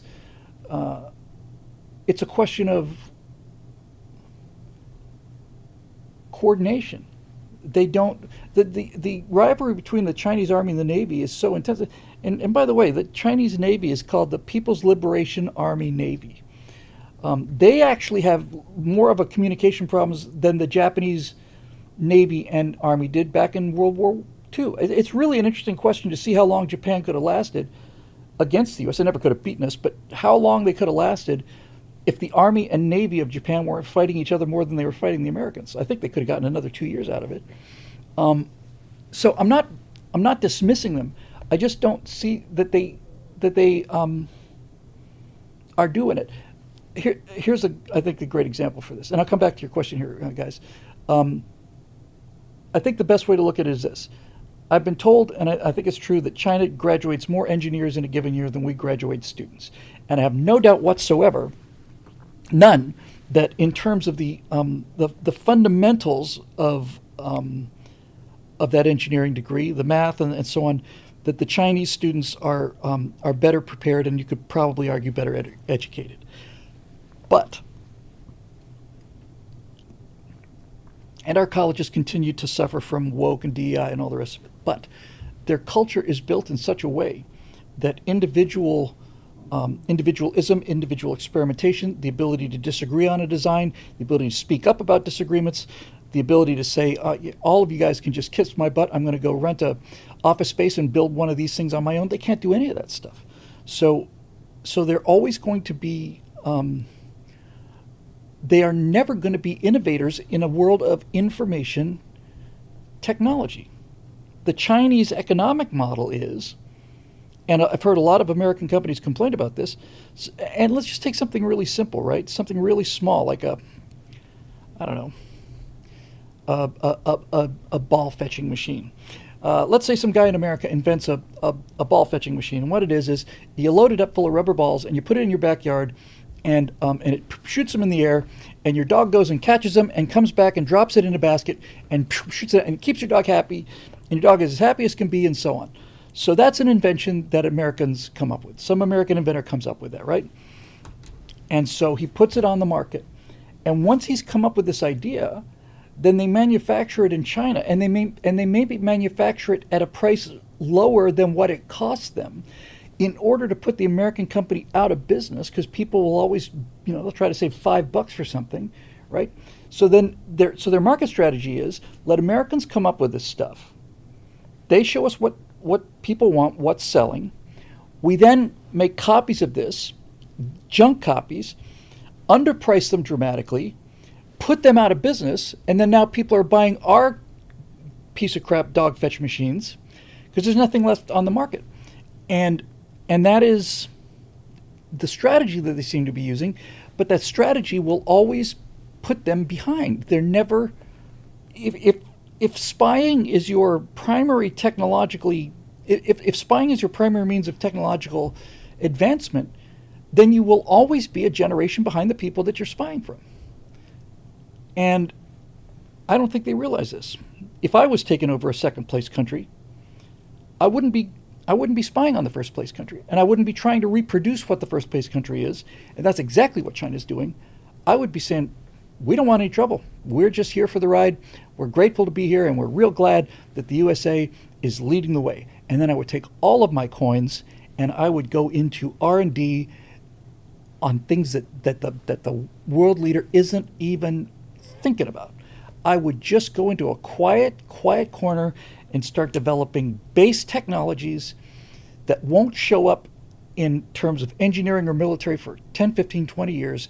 And I would just start working on stuff that was being ignored by the leading world power, because the leading world power doesn't have to be involved with it because they're the leading world power.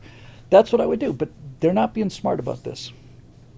I would R&D myself into the future. I would just eat crow. I just say, oh, God bless you, America. You guys are the best. We don't want any trouble with you. You're so bloody powerful. Until I had this technology down, working, and really reliable and reproducible.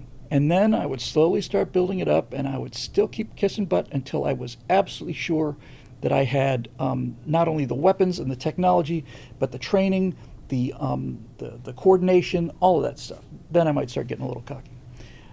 Kate Altex again with a super chat says, advancement isn't the goal, control is. The technology is sufficient today, and you can argue the West wants the same thing as China. Look at Europe and today with Anduril and the Patriot Act. Yeah, Anduril, it's inconceivable to me that Anduril could exist in China, and Anduril is the future of defense as far as I'm concerned.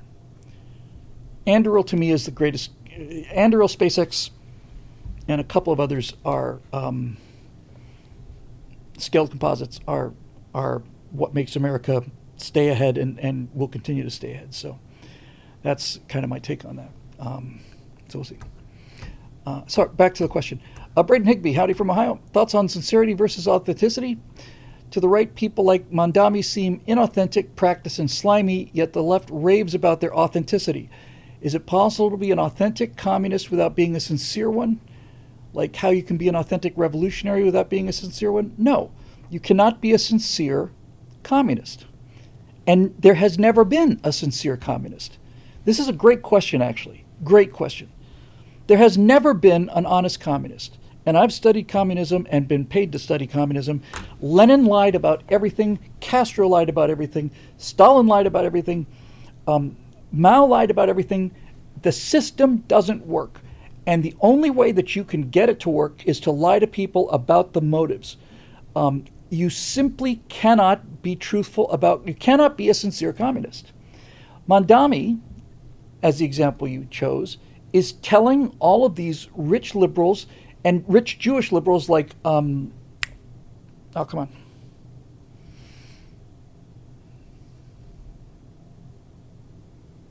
It's right in front of my eyes here. Mandy Patinkin. That this is, Mandy Patinkin, an extremely rich New York Jew, is enthusiastically backing Mandami because he's a handsome guy with a nice smile and he says exactly what he wants to hear. The reason I bring up the Jewish thing is because this guy is an Islamicist. He is dedicated to the destruction of Jews. And if you listen to him in his own words in private, he's not quiet about it. And they're so, talked about this earlier, their entire identities are so built up in this thing. They love the idea of a powerful leader. They love it. But what they demand of their powerful leaders is that he be charismatic. It's got to be somebody that they can fall in love with, the liberal women that are the real white liberal women that are the single greatest voting bloc for the left have become married to the government, and they want their husband to be handsome, articulate, rich, sophisticated, strong. And so Mandami gives them all that they want to hear, and he's kind of dark and charming, and he's got a little mystery to him, and he's a little bit exotic. And so they completely fall in love with the guy, and they take him at his word, and they're going to get, New York's going to get Mandami good and hard. And if it turns out that it's enough of a catastrophe to wake New Yorkers up into voting for Giuliani again, perhaps. If not, then okay. the point I made it briefly in that burning of Los Angeles thing, but it's a real point. There is no reason to have cities anymore. You needed cities in the first age, in the agricultural age, at crossroads. You definitely needed them in the industrial era, and you needed everybody to move to the cities to be factory workers. But in the information age, the one thing we learned from COVID, not that we didn't know in advance, was that you don't need everybody in the same building in an office. And if the quality of life in the city, the reason to live in a city is because you like city life. What's the point of having 2,000 restaurants and museums and Broadway shows and all of that stuff if you cannot go out on the street at night without wondering whether you're going to come home or not? So if he destroys if his policies destroy the order that's necessary, limited order anyway, necessary to live in a city and enjoy a city, then there's no reason for the city. So what I'm saying is New Yorkers will either wake up and vote for something better after this, or New York will simply become Escape from New York. All of the rich people are moving out of there. He's saying we're going to get the rich to pay the bills. No, they're not. There's nothing more mobile than a rich person. So they're just simply going to learn, or they won't learn. And if it turns out that New York becomes essentially Escape from New York becomes a ghost city, then that is the arc of history following the economy. We don't need to be in the same place anymore. So what about the need for cities for medical care, says Battle Smurf. I live in Los Angeles, Battle Smurf, and I've never seen worse medical care than in Los Angeles. If Natasha had had her injury in Coeur d'Alene, she would have been treated within 20 minutes instead of 7 hours. And they wouldn't have charged our insurance $5,000 and me $1,500 of that to sit in a emergency room for 7 hours, watching, paying $800 an hour to sit there and wait for a doctor to come in for 7 hours. So I don't know if I really buy that. So we'll see.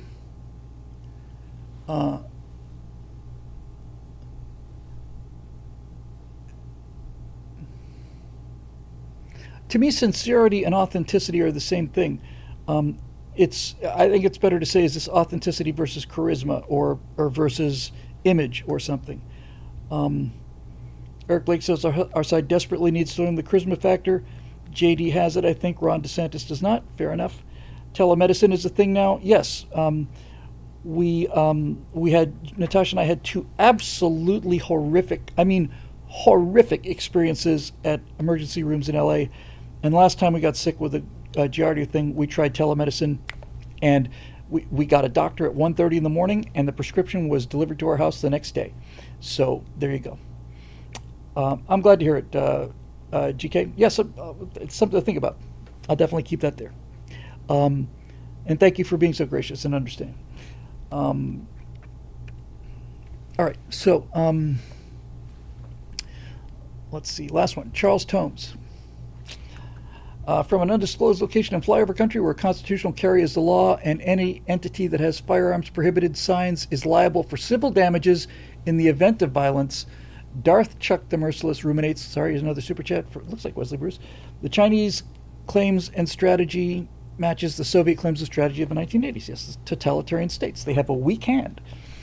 And so the weak hand, if you're genuinely weak, the only strategy you have left is to be so aggressive and bombastic that you scare rational people into thinking that you're going to do something stupid. It's the Pinto effect. If you've got a $40,000 Mercedes trying to merge into the same lane as a $600 Pinto, which one's going to give way first? Well, the Mercedes is going to give way first because the Pinto's got nothing to lose. That's the argument and the strategy behind being a second-rate power in terms of dealing with a first-rate power. Here's Darth Chuck the Merciless's ruminations. Watching the news since July 2024 has been a progression of progressive nut jobs attempting and in too many cases succeeding in assaulting or killing conservatives. Yes, that wasn't the Howard University shooting targeted at a young white conservative woman specifically. It's not a coincidence that all these attacks have occurred in disarmed victim zones. It's also true that all of the predictions of the whiny loser class about blood running in the streets and a huge increase in gun crime have been debunked. Just a heavily armed, quiet guy in the back of the room wishing a murder would occur in my presence. Discuss. Trinity Waters with the super chat says, personal freedom is our superpower. Amen. Charles, if you're anything like me, I guess I talked about this on the Backstage show. And I talked about it sincerely the way I'm going to talk about it with you, right?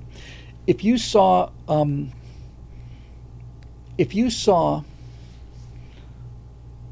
footage from Bondi Beach, there were two shooters on what appeared to be like a white stone bridge with stairs down the other end, streets in the foreground, police officers, female police officers, the Australian police, I believe, were armed, hiding behind the vans.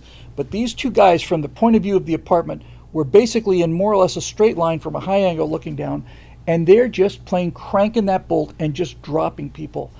And I sat there and watched this, and I said, I cannot imagine that I would have done anything other in that case than have gone to my non-existent AR-15, which, had it not been lost in a boating accident, would have had a 4-power scope on it, and in less than 6 rounds brought both of those guys down. And frankly, I think I could have done it in 2 rounds.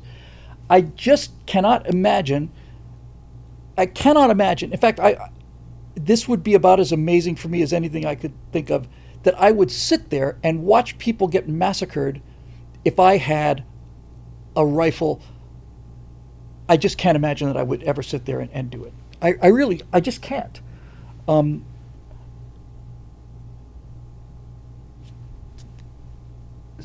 Got him, Coach says, yo, Bill Whittle, what WTF is common sense gun control? Does it exist?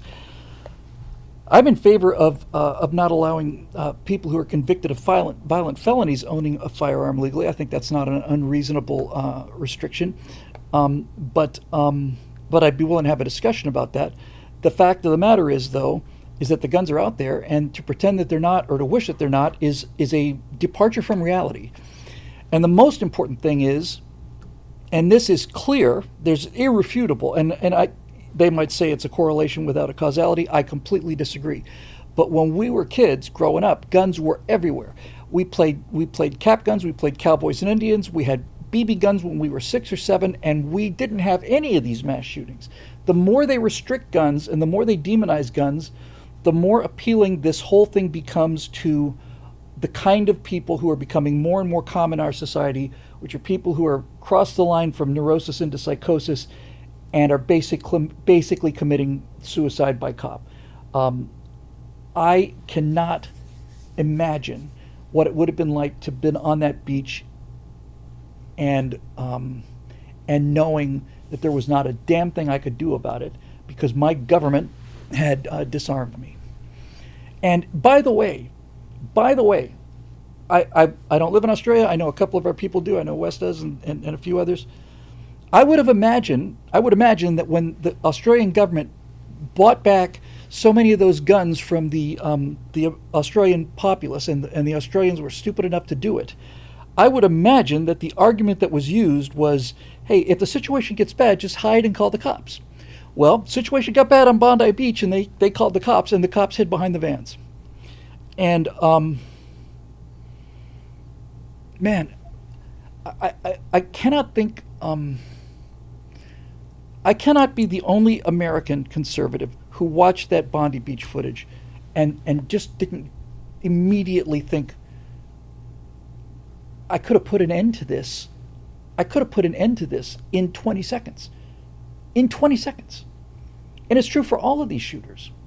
You know, the first real mass shooter was at the University of Texas. I always kept wanting to say, was it Charles Whitman? He went to the top of the tower, the bell tower at the University of Texas, and he was quite a shot, this guy, and he killed, killed like 24 people, something like that. But what people don't talk about in that case was once he started shooting, he started picking off people and dropping them fast. But what actually happened was professors, not students, professors at the University of Texas heard the firing, went out to their cars. They had guns in the back of their station wagons because they were going to go shooting afterwards. Or why wouldn't you keep your gun in your station wagon where it could do some use? These guys went out there, and before the police really arrived in force, they started returning fire on Whitman in the tower. And once if my understanding is, once they started returning fire, he didn't hit anybody else because he had to keep his head down. And then while the civilians are just, you can see film of it just popping he's keeping his head down. A couple policemen are going up the stairs and they catch him from behind and shoot him from behind. But once the professors started shooting, it was it. And I am very grateful to live in a country where a lot of people are carrying. I don't ever feel. I feel much safer going into a restaurant in Texas than I do in California. Students got their deer rifles and laid down suppression fire as well. And back in those days, every high school had a shooting club, and they had 22s, and they shot downstairs. They had a little shooting range downstairs, and everybody had guns, and you could walk into a hardware store or a Sears and come out with as many armful of weapons as you wanted without a background check, and everything was just dandy. So this theory has been disproven. And God, it was hard to watch that Bondi Beach thing. Mostly because the best video is of the son. There's a close-up picture of him just cranking that bolt. And I look at that video and I think, how could the person who's shooting that video miss this guy if he had a weapon on me? How could you miss? My thought actually rapidly evolved into, what if I only had a pistol, a 45, which is, fair amount of recoil. I really think I just would have come around the back, gotten down and braced myself real hard, and I would have taken all of the things I remember about shooting, and at the very least, I would have put some rounds past that guy, but I'm quite sure even then I could have hit him. Not from the distance of the apartment complex, but even then, let's say I'm in that apartment where that had the high angle. Let's say even then that I'm up there and I've got only a pistol, and I put 7 rounds of 45 caliber ACP down in that general direction, right? What does that do to them? It makes them take cover. And now they're hiding and they're looking up and trying to find out who's shooting at them. They're not gunning down little girls anymore. Now they're trying to figure the window that the pistol shots came from. Now, if I'm standing at some distance away, right, and I've got a pistol and I fire 7 rounds to get their attention, and I peek like around the corner and I see 2 guys aiming rifles up at me, I'm not going to shoot out 2 guys with rifles with a pistol. I'm not that stupid. But by now, you got a chance for people to get away. And I can't think of what I missed with all of them. But anyway, it was just absolutely freaking horrifying. And how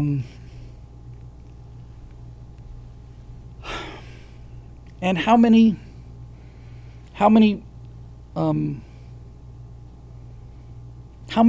murders have been prevented by this?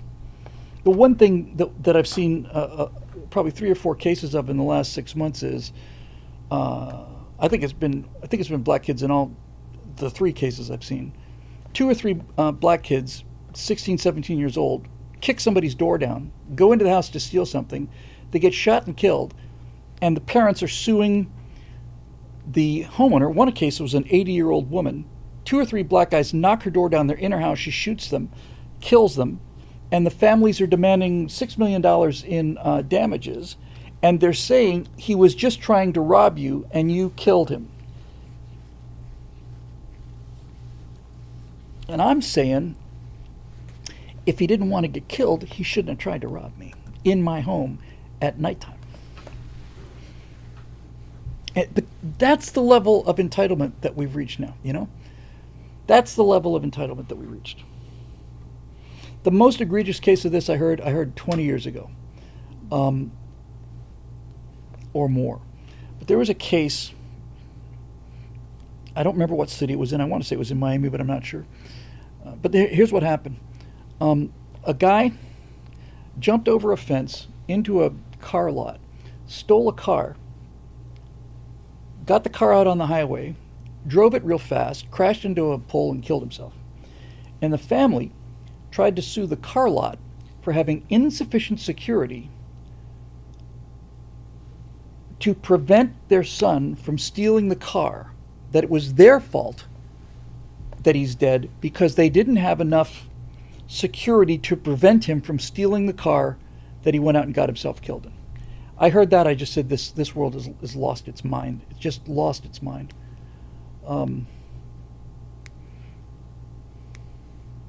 Yeah, P7 2017 says, we aren't going to address a known threat, but we will make you defenseless because reasons. Yeah.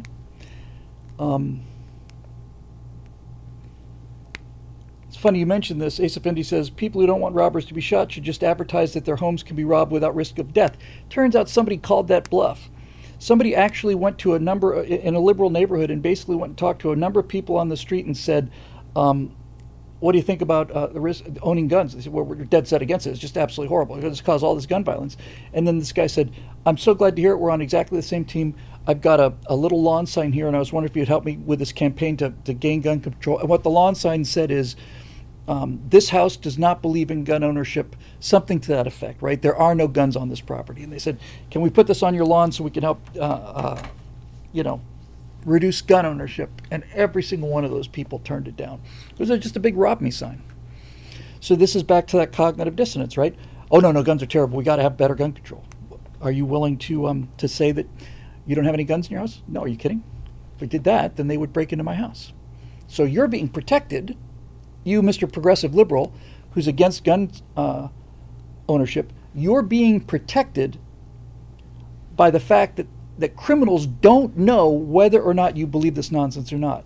You are being protected by your neighbors who do have guns because you're a rich neighborhood. You're where the money is.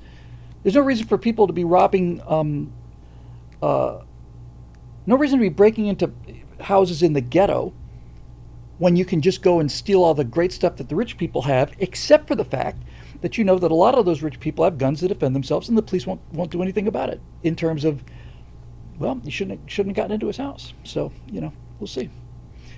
I'm just going to take this last one, then it's time for me to go. Eric, just in the comment sections, what are my thoughts on Trump's new policy on pot? Look, I don't really have any strong feelings about it. I just think that, generally speaking, I don't know how I want to put this exactly. I guess I'm rational enough to say that, that I don't see a tremendous difference between recreational marijuana use and recreational alcohol use, but there's just something about it that just seems kind of, I don't know. It's here in LA, it's been in that situation for a long time, and there are more medical marijuana stores in LA than there are Starbucks, many more. And it's just, I don't know, man. It's just a little bit too hippie for me, it's just a little bit too Cheech and Chong for me. I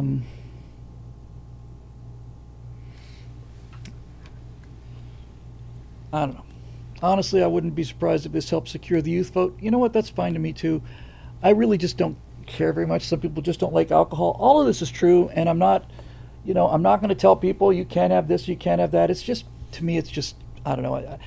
All of the people I knew that were really, really into pot were just kind of,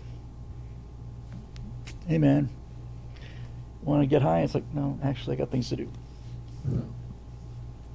So we'll see.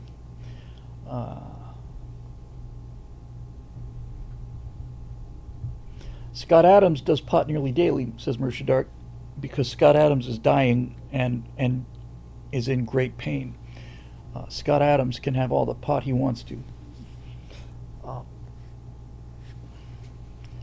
Trinity Water says pot is the great demotivator. That's a really kind of a pretty good term. Did it recreationally for years. I got no problem with it. I'm not demonizing Scott Adams. I'm just saying it's not for me.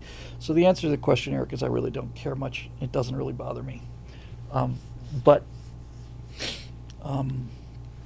it is a sign of increasing permissiveness and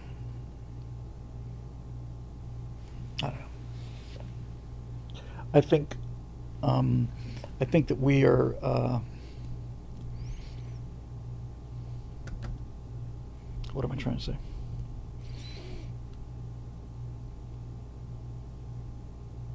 It just seems to me to be another milestone on sort of the lowering of standards in terms of what to do with your spare time. It's just a gut reaction, probably just because I was, you know, when I was in elementary school, we didn't talk about it in Bermuda at all, so didn't have a problem there. But when I came to America, you know, there was like these guys from the police would show up and they'd burn something and said, if you smell this smell, you know this, and you let us know right away. And you know, the whole anti-drug thing, I was really right in the middle of that. And yeah, Castleton says, yeah, I'm not much call for a bleary-eyed missile man. Again, it's not my business. I don't care if it helps win elections. It's worth it. I just find it to be a little. I don't know. It's not a defensible position. It's just an emotional reaction. So there you go. Dottom Coach says LA Rams versus Seattle Seahawks game just went into overtime right now, tied 30-30. All right. Well, I'm going to let you get back to that game because I'm about done here. We will be back on Monday for Stratosphere Studio. We will not be here next Thursday, which is Christmas. So I'll get a chance to tell you guys all Merry Christmas as well on Monday. But for those of you who we don't see back, then Sad Wings Raging says, you know, almost everything built in the 1970s and 80s was built by pot smokers, right? Well, I'm not sure they were high when they did it. But anyway, well, you get the idea. Look, have a Merry Christmas, everybody, if I don't get to see you again. For those of you who are Jewish, Happy Hanukkah. And for those of you who are not into any of this thing, well, have a Happy Festivus. And 2 Thursdays from now is New Year's. Yeah, I don't think we'll miss 2 weeks in a row, but we'll figure out something. Anyway, Merry Christmas to everybody. I hope you have a tremendous holiday. And thank you for the support from the members of BillWhittle.com who make this show possible. I'm sure we'll do a Wednesday, Friday stream. We'll do something. We'll figure it out. But not next Thursday. I think I'm going to take I'll do the Monday show, but the Christmas week, I'm just going to not be here, but I'm sure we'll do something the following week. Okay? So, Merry Christmas, everybody, and thank you for all the kind words, and I'll definitely pass it on to Natasha and all the rest of it. And we will see you guys Monday on your very own Stratosphere studio, and we'll see what we have then. Take care. Have a great holiday.